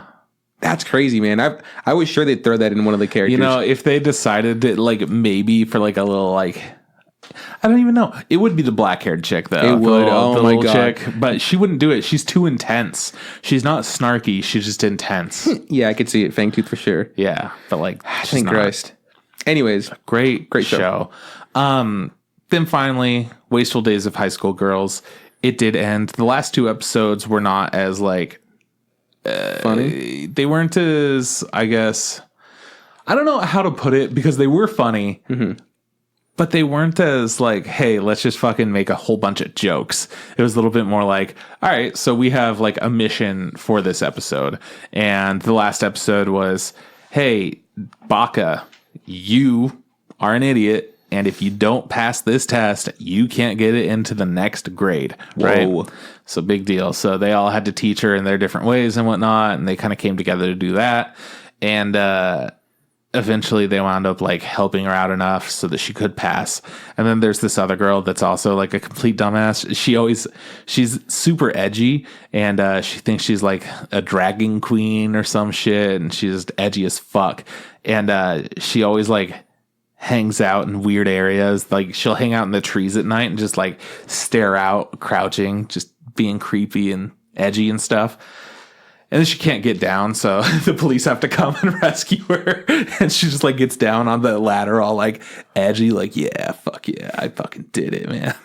I was up there broody and shit. Anyways, so she, throughout the entire show, is just an idiot who gets called out over and over for like, hey, you need to decide what you want to do in life. What are you going to do about this? And the teacher's like trying to help her out, but she's just saying a bunch of dumb shit, and he's trying to guide her, and eventually is able to in like different weird kind of conniving ways. And then it gets to the end, and like finally all of this happens, and then she gets called out. She's like, Baka finally did it. She finally passed. Hey, I didn't fucking study or do anything. Oh my God. So she might exactly, not pass. Right? Yeah. So then instead of doing that, they just kind of do a joke where she, you know, they make a deal and she's able to pass through makeup work essentially. And then it starts out with the next year or whatever, the next semester starts up, and then Baka's sitting in class and she's just like goofing off. And then this girl comes in too, and they're both kind of goofing off together. And she turns over and she tries to talk to her blue-haired friend, Robo. She's like, Robo, what about this shit? And realizes like Robo looks cuter and younger than she normally does. She's like, and so Baka looks at her and is like, what the hell? What'd you do with Robo? What's going on? Oh God, what's happening? And then realizes she's actually been held back for a second. She's like, oh God, I'm still in the first semester. Like, oh no, this is the wrong, like, I can't believe that I'm here. And the teacher comes in and she's like, hey, sorry about my dumbass students. They came back to their old class. They're supposed to be over in this one. And just drags them out. I just really like that as the last bit. She's just panicking, like, oh fuck, I can't believe everything's been a lie. That's wild. It's so dumb. It's fun. It's fun as hell. Animation's great. The style's great. All the characters are over the top. Still think it has the most lit intro of the season. And I say that's like a Chris signature lit right there. You could put a stamp on that. Lit. All right, man. Anime wise, I haven't been watching shit. Like, all right, let's get into the news. I mean, hold on. Like, so behind on Vinland Saga, I haven't watched any more of Guitar Boys, which is called Given. We'll talk about Given in a little bit. Maybe we'll talk about Given in a bit. I'm technically caught up with Dr. Stone. We already kind of talked about that. A little bit, yeah. Yeah. I'm behind on Fire Force, which is, you know, I said I'd watch. I'll watch it. You'll watch it. You have like a week, but you'll watch it. Behind on fucking Is It Wrong to Pick a Girls Dungeon? Well, I'll watch it. Yeah. This is when I do. I mean, here's your thing. you invest in all these shows, you keep up with all of them, and then you drop literally all of them like 5 episodes in, and then you're like, I'll watch them, and then you panic and like 3 days. I do my best work when I have my back against the wall. Yeah, I just love it how you're like, why do I do this myself? I go, it's okay.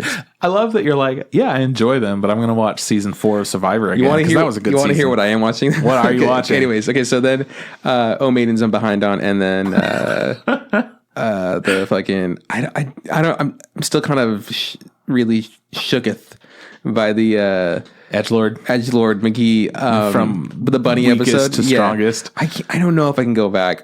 It just, the more I think of it, I'm like, I really didn't like that. I just want you to get to but I don't know if I want to. Now I'm fucking scared. You should have just left me alone, and I probably would have gotten to it. Well, okay. What I have been watching anime wise, because I'm not watching what's out currently. I've been watching more Mix, which is the baseball show. Yeah, I really fucking like the show, man. Good. I'm like on episode like 16 of 24 or something like that. I was on episode 5. So I've been watching a lot of that. That's good. I am also watching March Comes in Like a Lion.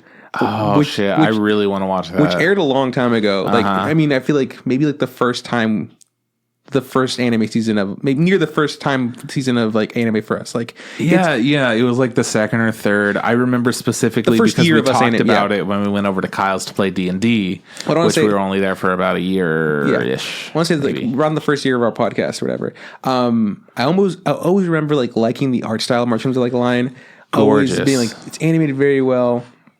I don't know. Maybe what studio does it? It's a good studio. Shaft does it. Shaft, yeah. Oh fuck, they make some good looking shit. And I don't know, man. I don't know what came over me. I was like, I'm watching Mix on my computer in my office, and then I was in my living room. Like, I could probably watch Mix, and I go, yeah, but it's in the office. Like, I gotta walk all over there. I was like, maybe I'll just watch something else. And I go, I kind of want to watch March Comes in Like a Lion, man. And so I started it over. I'm on episode like 8 or 9. Damn. Fuck, I like it. It's so good. I should really watch it. It's a good show, man. I think maybe I was just at the wrong place. It's kind of a sad show. It is. It's also very like the pacing's not the fastest. Like, it's not like things, which is okay. Yeah, things don't always happen. It's careful and it takes its time because it's a very character centric show. It's very fucking pretty. I can't get over the way, like, how much I like the way it looks. And the visuals of depression are solid. So well done. I mean, you could go back and listen to one of our first episodes that we've ever done, but you could just listen to us now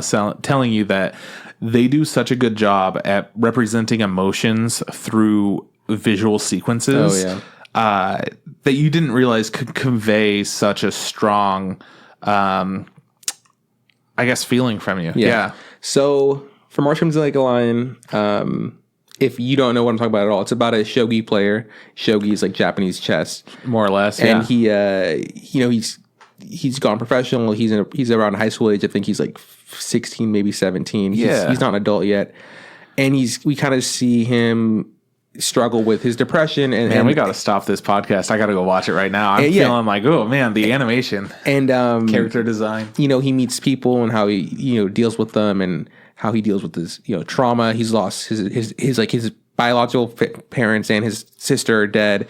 He got adopted by this guy and essentially kind of ruined their family because they were also shogi players, and he's better than his two kids. And it's this whole thing. It's really deep. And complicated and Japanese. Yeah.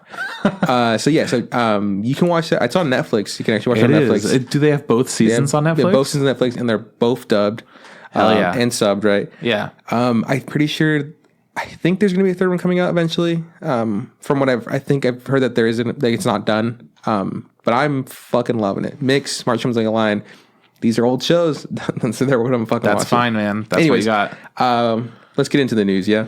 Yeah, I'm way down for that. So, hey, you guys remember when we went to Crunchyroll Expo a couple of weeks ago? Well, guess what? You can, too, by watching Mob Psycho 100's OVA tomorrow. Yesterday. Yeah. Yesterday. Because it will be tomorrow, but will be yesterday when this airs. You're welcome.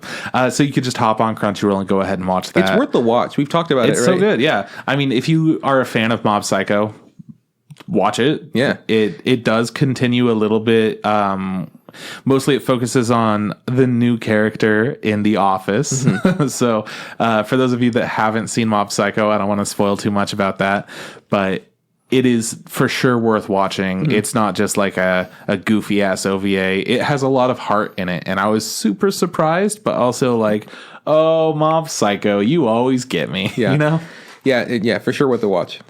Next up, I thought this was amazing news, but I know how you don't like things like that, so we'll see. The 34 injured Kyoto Animation victims are no longer in life-threatening condition. You're a real fucking asshole. Like, that's a really shitty segue. You're like, hey, you don't like things being good, and you say, like, the best thing ever. Fuck you. I'm really happy these guys are no longer hurt. It's so awesome. So they're not in life-threatening conditions, so everyone's on their way to recovery. That's fucking awesome. That's like the best thing I could actually hear, and that makes me very happy. You fuckhead. Anyways, I'm very happy about that. Yeah, me too. I am also. Those of you that don't know about what happened, Kyoto Animation was attacked by an arsonist. One of their studios was attacked, and a lot of people were injured, and some people died. Mm-hmm. And it's just it's a big tragedy that it's such a surprising thing, because it was kind of, then when the news came out, it was like a fire broke out. And then it became, no, this was an arsonist attack. Yeah. And this isn't something that ever happens. Yeah. It made national news, made international news. It's a huge thing. So yeah. It's a real bummer, but KyoAni has been, doing a great job of dealing with this entire situation, like really professionally. And the world still pumping out incredible animation. And the animation community, us as viewers, people who created other studios, they've all been very helpful and been giving their support. So it's a great thing. So this is awesome. My Hero Academia Season 4 is coming to Crunchyroll on October 12th. Big confirmation. Yeah. Last week, there were rumors that it might only be on Funimation because they were the first ones announcing stuff. Mm-hmm. Those of you that do not have a Funimation account, rest assured, Crunchy's got your back. So, Crunchyroll and Funimation came up with some kind of an agreement, and it's all good. It's nice to see these things because it's tough. In age where you have so many services, as an anime watcher, I can't I'm spread thin, dude. Has My Hero always been on Crunchyroll? Or was it was it on Hulu first? Yeah, it was on the Powerhouse of Anime Powerhouse of Anime first. Yeah, because I remember Hulu and Funimation had a team up, and then they split ties, and Crunchyroll jumped on that board. And Crunchyroll was like, it's only ours. Yeah. And then Funimation was like, we're going to dub it like hard, dude. Yeah. And they're like, all right, you guys are cool. And then Funimation was like, it's ours. We're going to advertise everything. We're going to do it. Crunchyroll, fuck you. And then finally it's like, you know what, actually, I think we're all cool. What's funny, I mean, it makes sense for them to be so, wanting this on their platform. It's one of the biggest animes ever. So, I mean, it is good as on Crunchyroll. That's what most people have. So, good, big stuff. Big goods. We talked about this a long time ago, but it's finally relevant again. The UN has officially banned the content of minors in anime. What? Wait, this went through? The committee is deeply concerned about the large amount of online and offline material, including drawings and virtual representations depicting non-existing children or persons appearing to be children involved in sexually explicit conduct, and about the serious effect that such material can have on children's rights to dignity and protection.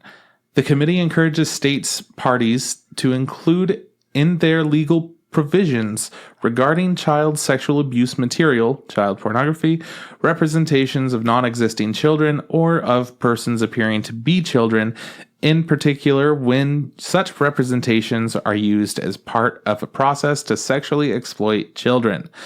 More or less, don't lewd our lollies. That's... So, hey, I know you're making a face and doing a thing right now. I would like to share something really fun before we get into what you're about to say. Fine, go for it. Kaguya-sama, Love is War. You know it? You love it? Got right? banned. They're all kids, right? They're all under 18. Yeah. Okay? But, big thing that they had done previously, they put in a special little thing. The authors, the writers of it, put in a message just in case. Not all characters in this story are 18 or more years old, but they may be changed to be 18 or more years old depending on the current society's moral standards. In the event that this work contains material unacceptable by today's standards, please be aware that you are reading the first edition of Kaguya Wants to Be Confessed To, originally published in 2016, which had several errors and had been recalled.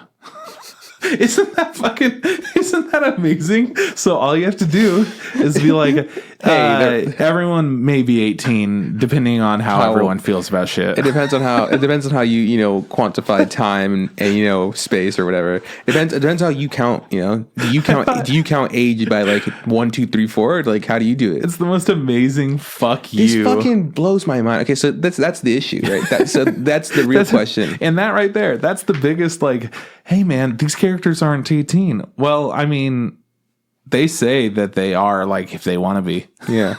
Like, that's the biggest, like, I don't know, fuck you. I love it. And that's... I mean, so clearly we don't want to sexually exploit obviously children. We don't want there to be, like, kid porn for hentai out there, right? No, totally unacceptable. That's not what I'm arguing for or fighting for, right? Like, I want to make it clear. Trip and I stance on child pornography, negative. We don't approve Absolutely. of it. Whether it's real or, drawn. Or, Not at all. But what we're talking about is, maidens in your Savage season, these are all teenagers who are figuring out their sexuality. Yeah. And they are put in a couple of difficult situations that are not meant to be sexualized. It's meant to be a development of character, whether it's in a positive or negative way. There are some very difficult, darker situations that some characters are in, which could totally be under this clause where it would be unacceptable. Even though it does not show anything sexually explicit, it's the implication that something more nefarious may be happening behind scenes. And that's the idea of those scenes, is to show that there is that negative shit that goes on in the world, and that even if somebody is underage, they can be sexually exploited, whether it's through just power or through actual force. What's wild is that, like, the big argument too is, like, they're not real, right? So, like, they're not real people. So, like, I don't fucking know, because that's a great example. Fucking maidens they're all in high school, right? None of them are 18. They're technically minors. There is these undertones and overtones of, like, sexual components to it, but it is not like smut or porn or any of that. This, I mean, in, like, what's it, Takuyama or whatever, it's a show where, like, they're teasing each other. There's, like, this, and some people have, like, they do make, like, this fan porn and, like, hentai of these characters because they have problems, whatever. But that's not on the creator's fault. And that's not on them. That's not the animator's fault. That's like, they didn't make that on purpose, right? Like, they didn't make that other extra shit where it's all dirty. Now, what about fucking, what's the name of that show? The one that I don't like that you like, their brothers. No, they're siblings. The brothers. I don't know. No Game No Life, right? Oh, sure, yeah. She's a minor, right? Absolutely. And that one that one's way in your face, right? Yeah. Like what's that show's ecchi or whatever, right? Where does that stand out? No, that's not okay. Yeah, Totally not okay. That's wild. Yeah. How are they going to regulate this? How are they going to remove? There are so many things that don't make shit for sense, and this is insane to me. What's wild too is that, like, they can put the rule up, right? But, like, because the Kaguyama, like, can you then go just argue the point, right? Can someone say, well, I want this one's the one I want banned, and they go, yeah, but technically, like, someone can go, like, this and that, whatever, right? Like, is it just? I mean, you could always be like, well, technically, is like case by case, because then there'd be so much fucking arguments. The UN is going to be watching a lot of anime. Hey, hit us up, UN, if you want to know, what shows are good to watch every season, because that's what we do. What if they did that? What if instead of actually watching this show, they just listen to people's podcasts and they go, yeah, these guys say it's all good. What about Made in Abyss? Yeah. What about fucking was it the quartet? Girls, no, the trio, like they were like little girls who played in a rock band. Remember that one? Oh yeah, the weird ass, like, weird angel one? After school thing. What about that one? There's some weird shit out there, man. Yeah, I mean, there's some, like, real pieces of art that have different kinds of depictions than. What about fucking? I don't know, man. Promise Neverland. They're all minors, and they're all fucking. Fire Force is going to be on a 2-week hiatus, guys. Yeah, back to this UN shit. Dude, fuck this. This is wild. I don't know. No. It's really interesting because we did talk about that a while ago, and it's crazy that they fucking they came back to it. I mean, there's plenty of shit going on. Like, the rainforest is fucking burning down. Oh yeah, that's true. That is. The nuclear weapons, fucking climate change. Let's make sure fucking anime and hentai and all that shit gets regulated first. Yeah, hell yeah. Yeah, Let's fuck yeah. fucking regulate media or whatever. That's great. That's not fucked up. Let's go to the news. Keep going. Fire Force is on a 2-week hiatus, guys. It's going to return October 11th. Sorry. They keep having to delay it for one reason or another, and that's all good. But 2 weeks, October 11th, we'll get in there. People are upset. They're like, so I have to wait until episode 15 to watch episode 10 or whatever. And shut the fuck up. Yeah, get over it. That's fine. You decided to watch it. You enjoy it the way that they want you to enjoy it. Yeah, it's probably delayed for a reason, though. Come on. It is. I mean, it has been in the past. They had to delay it due to the Kyoto Animation arson attacks. They felt like it was not a good time for them to air another episode right afterwards. Then I think also they like a tsunami or some shit. I don't fucking know. There's always some shit. Yeah. There's always something to delay something or other. Sorry that anime comes from the most dangerous place in the world, okay? Yeah. Tell that to Australia, man. Oh, rough. Hey, Given. It's a little show about a couple of guys that play guitar. Minors, by the way. Yeah, they are minors. Anyways, it's going to get a movie in 2020. Pretty wild, right? Yeah. And I think that was going to happen, right? No, I didn't. But I think it actually follows the two older guys. Those guys are in college, consenting adults. Also, total hotties, total fuckboys. Yeah, I can't wait to see them. I wouldn't call them fuckboys. I can't. Do you think they look like fuckboys? Not like fuckboys, like they're fuckboys. More like boys you want to fuck. Boys. I'd like to fuck those boys, right? And they're adults, so it's legally totally okay. Fine. I can't get in trouble. What if the FBI knocks down our doors like, "Hey, what the fuck are you guys talking about?" Yeah. What if my anime version of myself is 16? Anime version of myself's in 5th grade, dog. So I'm all good. Speaking of 16-year-olds, would you like to talk about Orange? Yeah, let's do it. So check it out, guys. You probably noticed that we've been kind of talking about a bunch of other stuff except for this week's topic. It's because this week's topic kind of sucks ass. It's live action garbage. I don't know what you want from me. Okay, so check it out. Orange, great show. Go check it out. It's on Crunchyroll. It was a lot of fun. It's a little bit slow. They're minors, it was a great by the show. way. So. They are minors. They're 16, but guess what? No sexually intrusive situations. They kiss. Well, that's gay. As long as it's not holding hands. Oh, as long as they're not making babies, yeah. Yeah. So this show is on Crunchyroll. I want to say I watched it somewhere else. I want to feel like I watched it on Prime, didn't I? It's on Prime. Maybe it's on Prime. I'm gonna check. Keep going. All right. The plot of this movie/TV show is our main character gets a letter from herself 10 years in the future, and essentially tells her, "Hey, it's me, you. I want you to make sure that you save this person." Mm-hmm. She's like, "Yo, that's a fucking crazy thing. You're going to fall in love with him, and he's an amazing guy, and please do not let him die." She's like, "Fuck, that's some real shit. All right. But also, how do I know it's me?" So she doesn't really listen to it at first, and she's just kind of like feeling it out and seeing how the day by day, beat by beat situation goes compared to the letter. And she starts realizing amongst her group of friends, who are all a very tightly knit group of friends, that these things in the letter are all coming true and they're all predicted correctly. And she starts trying to follow the letters more and more. So it's like, hey, this is the new kid in class. He's going to want to go home right after school. Let him. Yeah. She didn't let him. Essentially, they were like, hey, come with us. We're going to go get bread at this girl's shop. Her family owns this bread shop. It's going to be really cool. Come and hang out with us. You're the new guy. We like you a lot. Yeah, we're all friends. So they all hang out and they get to know each other really well. That was the first fuck up, right? Yeah. Then they didn't see him for 2 weeks. Yep. He disappeared for 2 weeks. Comes back. And then they're like, wow, okay. So, or main character girl's like, that shit was real. So they try to follow it and save his life. That's the point of the show. It jumps back and forth between the future and the present time to kind of update you with a little bit more information, and you get to see more and more of the picture. In our review of the show, we decided that there is a best boy, and I still think I forgot about it, but I still think he's like the best boy of anime. I mean, best boy of anime goes to guy from Drawing the Franxx. I know you were going to say Goro. Goro Fits a very similar role, but the point where you are in love with somebody, marry them, have a child, and then... This is a good argument. Yeah, and then go, you know what? Even though we are very happy and we're able to accomplish all this together...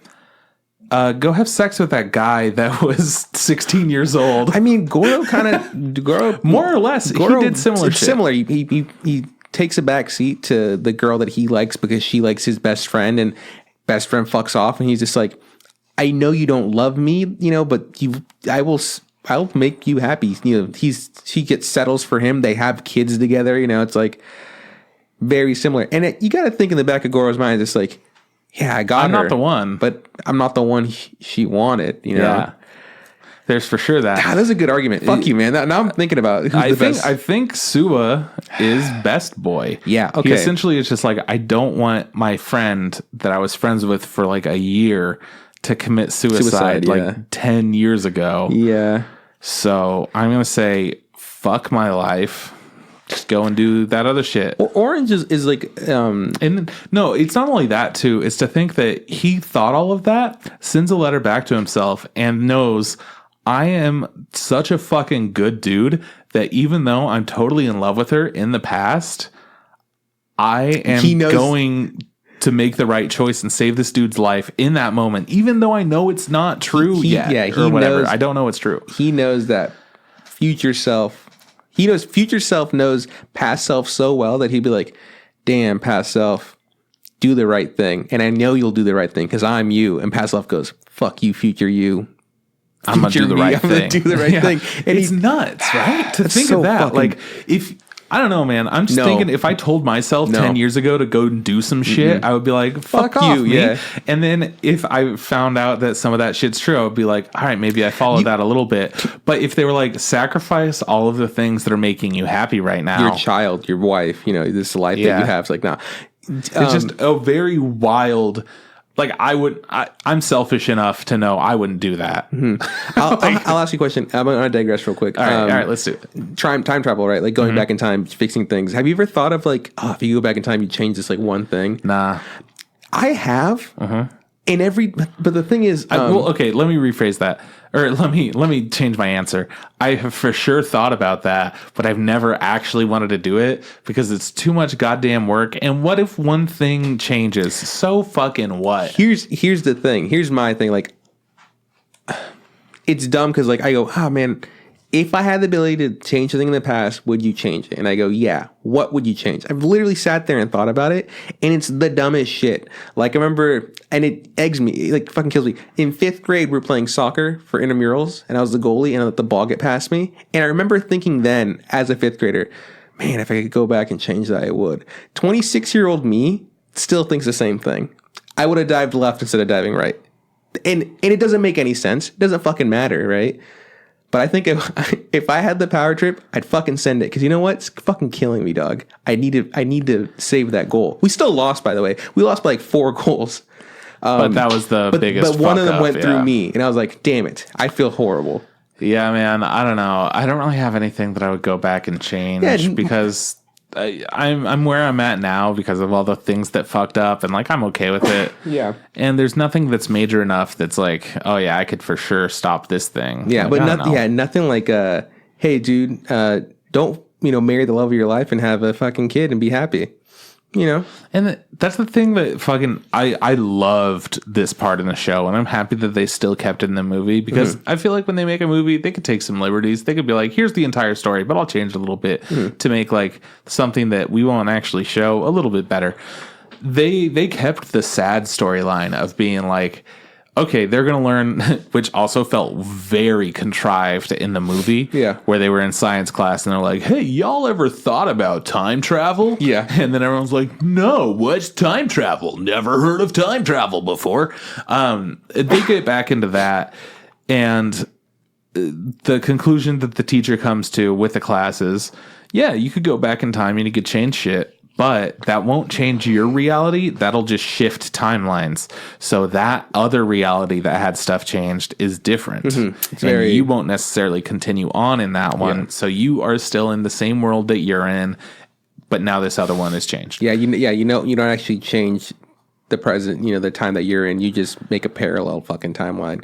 So the fact that you could be like, all right, I'm going to go back in the past and I'm going to tell myself to fucking save that goal the way that it's supposed to be saved. God, I felt so It wouldn't affect you now. No, but you would have the satisfaction of knowing, well, in another world, which wouldn't that just be anyways, since there are infinite timelines? Wouldn't that just be like, no, fuck yeah, you, in another one? Because I need to know what happened, dog. I need to know that I need to know that I went back and I send back information, tell him to save the ball, new timeline comes up, and then 26-year-old Juan in that timeline is in this podcast room sitting here and be like, yeah, but I saved that ball, But then knowing yourself, would you have been like, fuck, I gotta go the other direction? Or would you have been like, oh, I doubt that's fucking true. Fuck, I should have gone the other way. Yeah, that's the thing. Past me would have been like, fuck you, future Juan, what do you know? That's the thing with all of this. So anyways, the show works out really well because it does have a good balance of, I don't fucking believe this shit.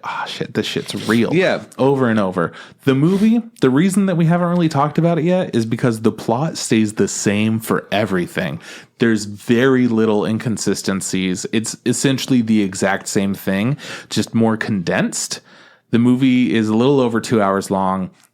The show is 12 episodes long or whatever. Yeah. You know what? I think I want to say that in the past, we've seen animes, and I've been like, this is a good, not just anime, this is a good story, right? Mm-hmm. Like, an example, Erased. I always remember thinking, take away the anime bits of it, and make it live action with actual actors or whatever, and it would be great. It's because the story. Guess what? It was. And it was, because, eventually it was, because the live action movie wasn't as good as the series, right? But anyways, I remember... It's when you take out those small elements, you don't realize how much it changes. Yeah, it makes it what it is. I think that, there's no way for me to prove it besides going back and watching the Orange episode. But I think I might have said a similar thing. We're being like, Orange's story is really like good. Where it could make a show. Absolutely, it could. Like a live action adaptation. And the thing is, I think the worst part of this is bar none the acting. It's not good. Like, I don't know if it's the acting or the directing, because I feel like it feels like it's like a combination of the both, man. It's like a junior high play. It feels the actors don't feel very. They don't really sell it, Like, they obviously they look older than they really, but they don't look like they're 16 by any means, right?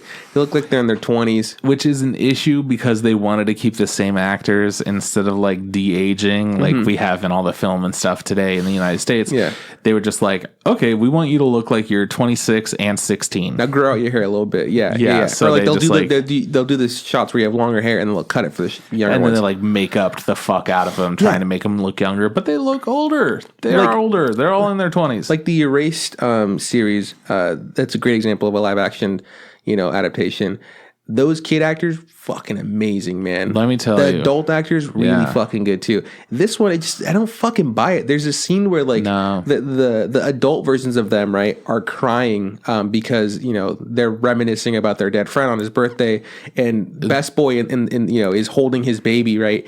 And he's crying, and I'm like, dude. That was the scene that I paused it on when I was like, I have to go to fucking bed. Yeah, I was like, dude, fucking cry. Like, I'm like, are you acting? What the fuck's up with your face, right? Like, this is your job, and this is what you're doing, and it's like it's like almost baffling. Where I think the issue with sometimes live action, it's just like, they don't care if it's good. They're just like, this is going to make money regardless. It's like soap opera shit, dude. That's what it feels like. They're really cheesing it up, really hamming it up. And I feel like that's what almost all of this live action garbage is they're just going for like some daytime TV shit. They don't give a fuck. They're making the money. they're selling it the best that they could sell it by being way over the top. You know, like in this show, that there's many moments. What's the name of the guy that kills himself? Kakeru, right? Yeah, that's right. Yeah, and there's many times. Kakeru. There's many times where in the show, in the anime, where a character yells his name, Kakeru, right? Like, and like to get his attention, you know. And at no point did that bug me. At no point was it like, oh, that's fucking cringy. In the movie, it happens so many times where it's like it's just her yelling his name or saying his name and like to get his attention, and he stops and turns around.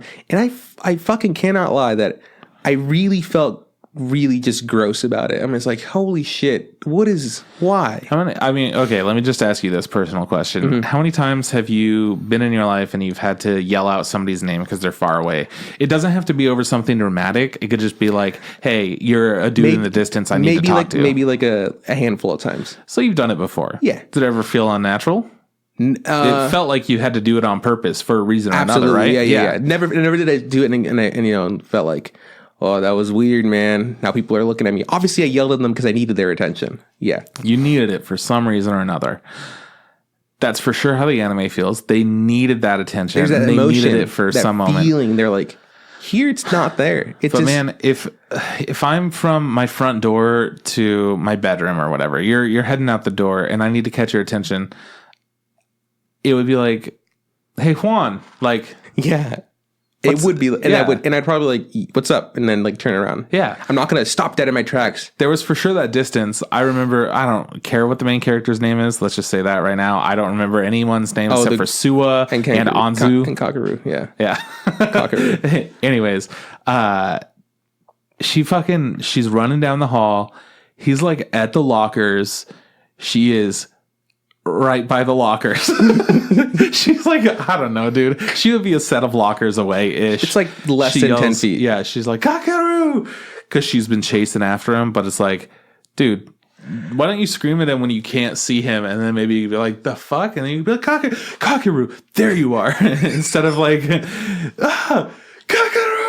It's like, dude, you're right in front of me. Like, there's a scene where this is like the dark scene. This scene where he's riding his bike and they're all running around town looking for him. Fuck, man. And in the anime, it does feel very like, oh, fuck, it's frantic. Hectic, it's hectic. Yeah. You don't know where they're going down different streets and lanes and stuff. And in the movie, it just goes like, what are these jerks doing? Idiots doing? And my favorite bit, and also after they find him, it just kept being like, what are all these idiots doing? Over and over and over. But your favorite bit? My favorite is like the girls that aren't the main character girl, the other two girlfriends, Anzu and Cool Girl. Yeah, they're running into scenes, right? And it literally feels like they framed it, and they go, "Hey, man, this is where the frame starts, right at that light pole, and your frame starts at this mailbox." And they go, "Action!" And they run like 2 feet, like a step before, and then they just like kind of fake run into, and it just looks so bad. Like they go step, and they go, "Oh my god, I've been running." It's like, bitch, you have not been running. And it was so bad. Sierra was like watching me watch it. She comes in and sits down and she goes like, "Wow, those idiots don't know how to run." I was like, yeah, they really fucking don't. No, that's the director part. But can we appreciate how good all of the sets looked? It looked pretty spot on. It looked.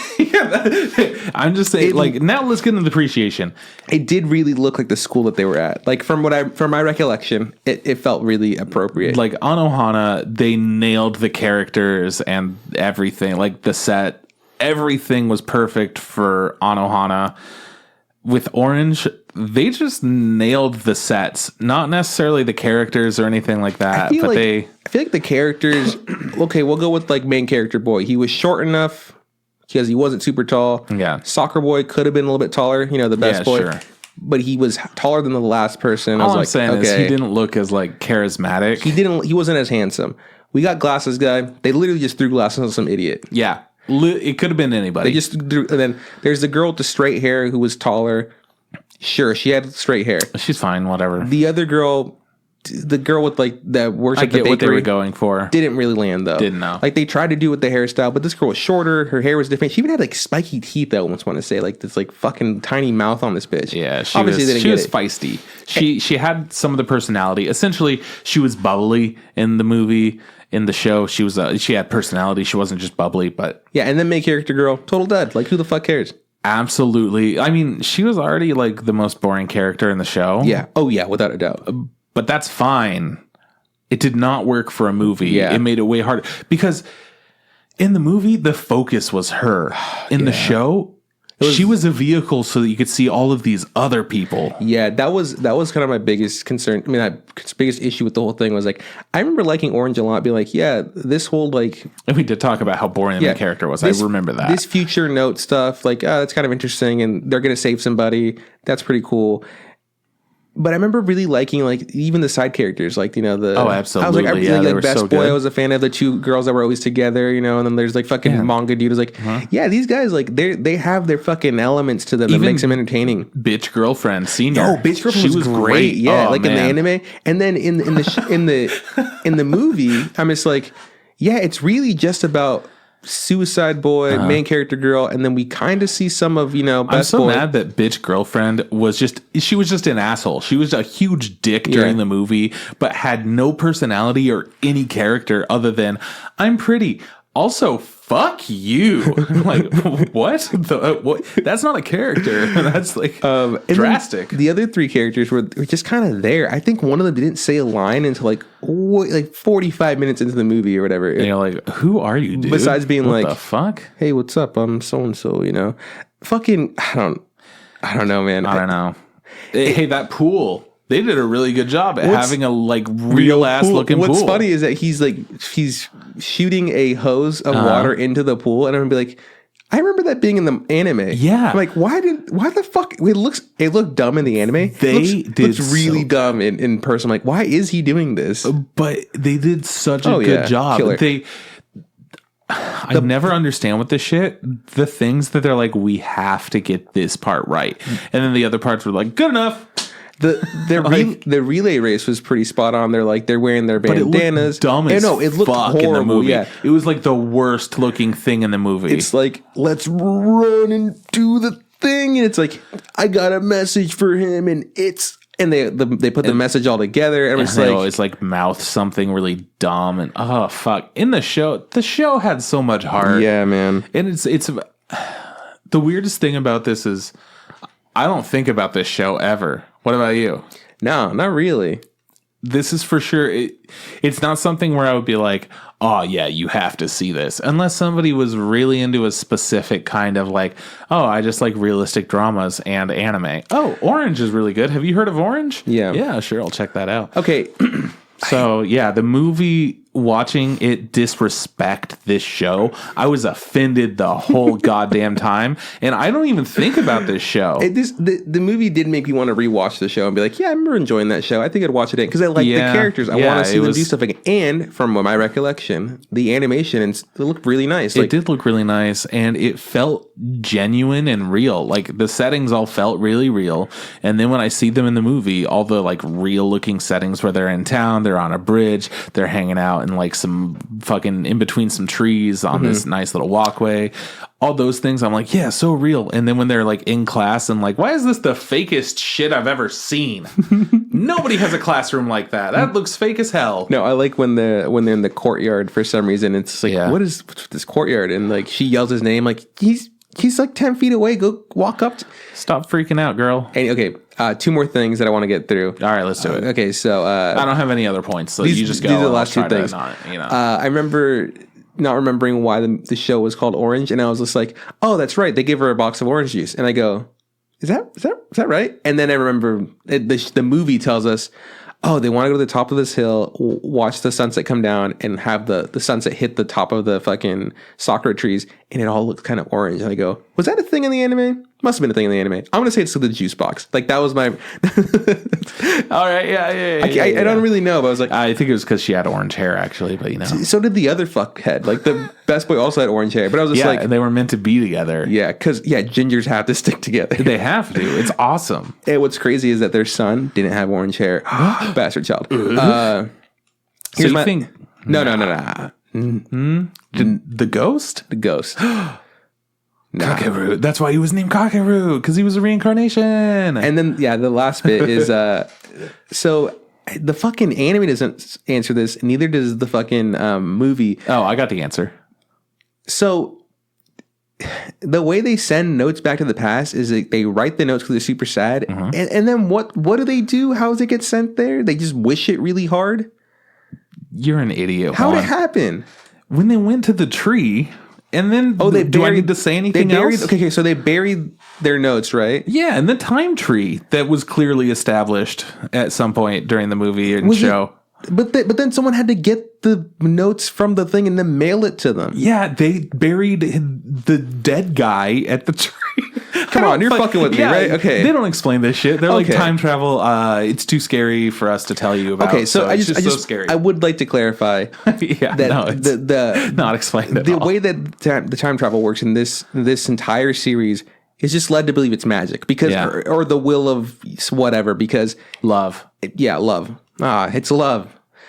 Okay, I just want to make it clear. It's not. You know that orange is an anagram of love? Holy fucking shit. I know. That's wild. Okay, that was the last thing that I really want to talk about. Let's quickly do the ratings and we'll finish this. Okay, so we always rank our live action garbage, movies and TV shows. Okay, so I'm gonna go to the top because mine and your list have differed a little bit. Yeah, I'm gonna go to the top. You let me know. Is this better or worse than Erased Netflix series? Worse. I Am Hero. Worse. Gintama movie. Worse. Kids on a Slope. Worse. Anohana. Worse. Another. Worse. Erased the movie. I want to say worse. Yeah, okay. Bleach the movie. The Netflix movie. Bleach the Netflix movie did a lot of right things. It did. I didn't like it, but I'm going to say it's worse. all the way down here. Worse. Okay, here we go. Full Metal Alchemist, the Netflix movie. Worse. Mushishi the movie. Worse. Wow. Elle Saves the World. Worse. Death Note 1. Worse. Death Note 2. We're getting some real gray area now. All right, here we go. Death Note, the Netflix movie. For sure better. That's where it's at. Yeah. Okay, that's way down there. Yeah, the acting was fucking atrocious, dude. At least for the Death Note ones, I'm like, well, the story's pretty interesting. And like, they're doing a good job adapting that. The fact that this entire movie was supposed to be the characters and the emotion behind everything, and I didn't believe a second of it, fuck that. Death Note and all of the others at least have the story going for it. You know? Yeah, and in the Death Note, the Netflix movie was really bad. It was so the acting and the story were bad for that. And they just changed. I mean, they changed so much of it to be like, Light's actually kind of good. It's like, no, fuck you. Light's the bad guy. Don't fuck with me. Bad. Yeah, man, I'm gonna agree. I'm gonna put it below, Death Note 1, Death Note 2, but above Death Note, the Netflix movie. Like barely. Yeah, just edges it out by nothing. Literally by a dick hair. So close. Okay, well, the sets were gorgeous, though, and that's pretty much the thing which keeps me putting it up is those sets because it was bad. All right, guys, don't watch this live action adaptation. Watch Orange. It's on Funimation, by the way. It's also on Crunchyroll. Right? Why would you say Funimation first? I love it. It's dubbed on Funimation. Probably. Oh, okay, it's dubbed. Yeah. Okay, it's got good dub from what I hear. Yeah, I don't know what we're doing next week. We'll figure it out. Well, we got lots of stuff, actually. Next week, we are going to be... This is after our episode airs or whatever. We're going to go and see Rascal Does Not Dream of Dreamy Girl. So we've got some stuff that's going to be going on in the future. So we'll have Wrap Up, and then we'll have Kyle's Shit Show, and we'll have Dreamy Girl, and we'll have Summary. So we got about 4 episodes there. We'll see if one of those comes into play next week, which would either be the wrap-up episode or Kyle's Shit Show. So if it's not those, we'll have another thing for you, and we will see you next week. Cool. If you like our logo, hit up AaronFrom If you like our theme song, check out Tom Nasser on SoundCloud or YouTube.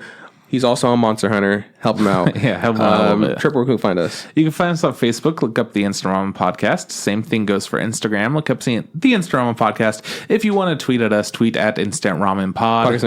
And you could go ahead and shoot us an email, instantramenpodcast@gmail.com. We've had some people asking questions lately. I wanted to put this in at the last minute.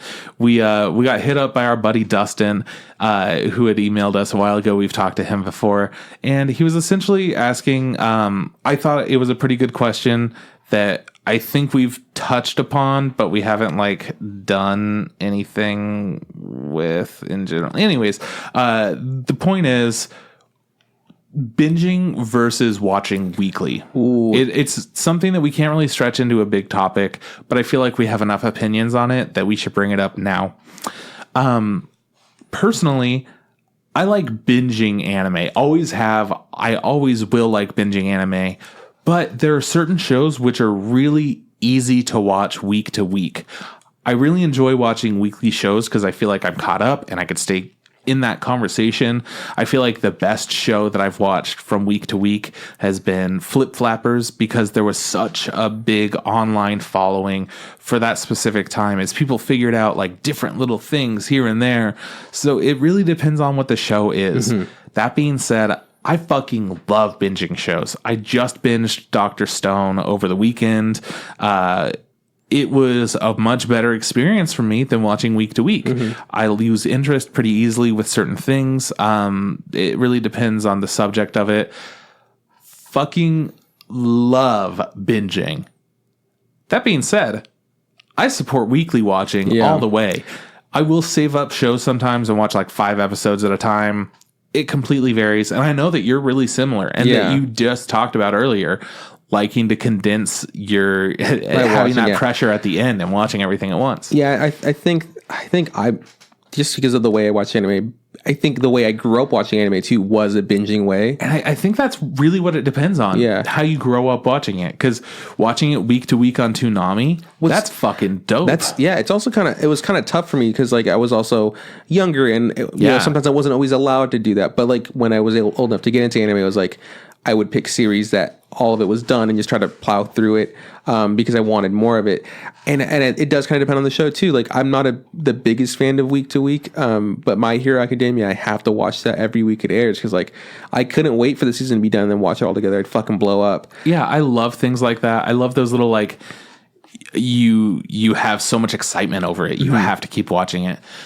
And I feel like there's an extra frustration. Like it's fine if you do something like I guess it's hard to find a good example right now, but Netflix drops everything just in seasons, which I love that they do that, except for anime that also airs weekly in other parts of the world that I want to watch now. Yeah. So for Cannon Busters, good thing that they dropped that all at once. I wouldn't watch it week to week. I would have lost interest super quick. Carol and Tuesday. Fuck you, Netflix. I need more Carol and Tuesday right the fuck now. Yeah. You're on episode 22. Don't goddamn lie to me. I need that shit in my bloodstream. I totally agree. Yeah. Also, I know where they're at. I accidentally read a spoiler, and I'm so excited. So I guess reading is bad. I guess we both have to agree. We're both pro binging, not against weekly. It just really depends on the show for weekly. Or the kind of person you are. Also, be careful. Binging is also unhealthy sometimes. You know, go outside, take a break. You shouldn't sit somewhere for so long and watch something. So just, you know, take care of yourself. I mean, we watch shows both ways. For the podcast, I think more than anything, I will watch things week to week so that I have more to talk about at the beginning. Just a little bit of an update about the different shows that there are and what we're watching and whatnot. Even though we're going to summarize it all in a few episodes or whatever, it's fun to get those weekly updates and be like, it's still good. I'm still enjoying it. I feel it. Versus like, I binged all of it. It's okay. Like, I don't know. Yeah, thanks for hitting us up, Dustin, and thanks for asking the question. Are we done? I think I'm done. Cool, man. Thank you guys so much for listening. I really appreciate you. I hope you all have a lovely week. This is bye from Juan. I'll see you around from Chris. Hey, Trip, don't forget. Just add hot water.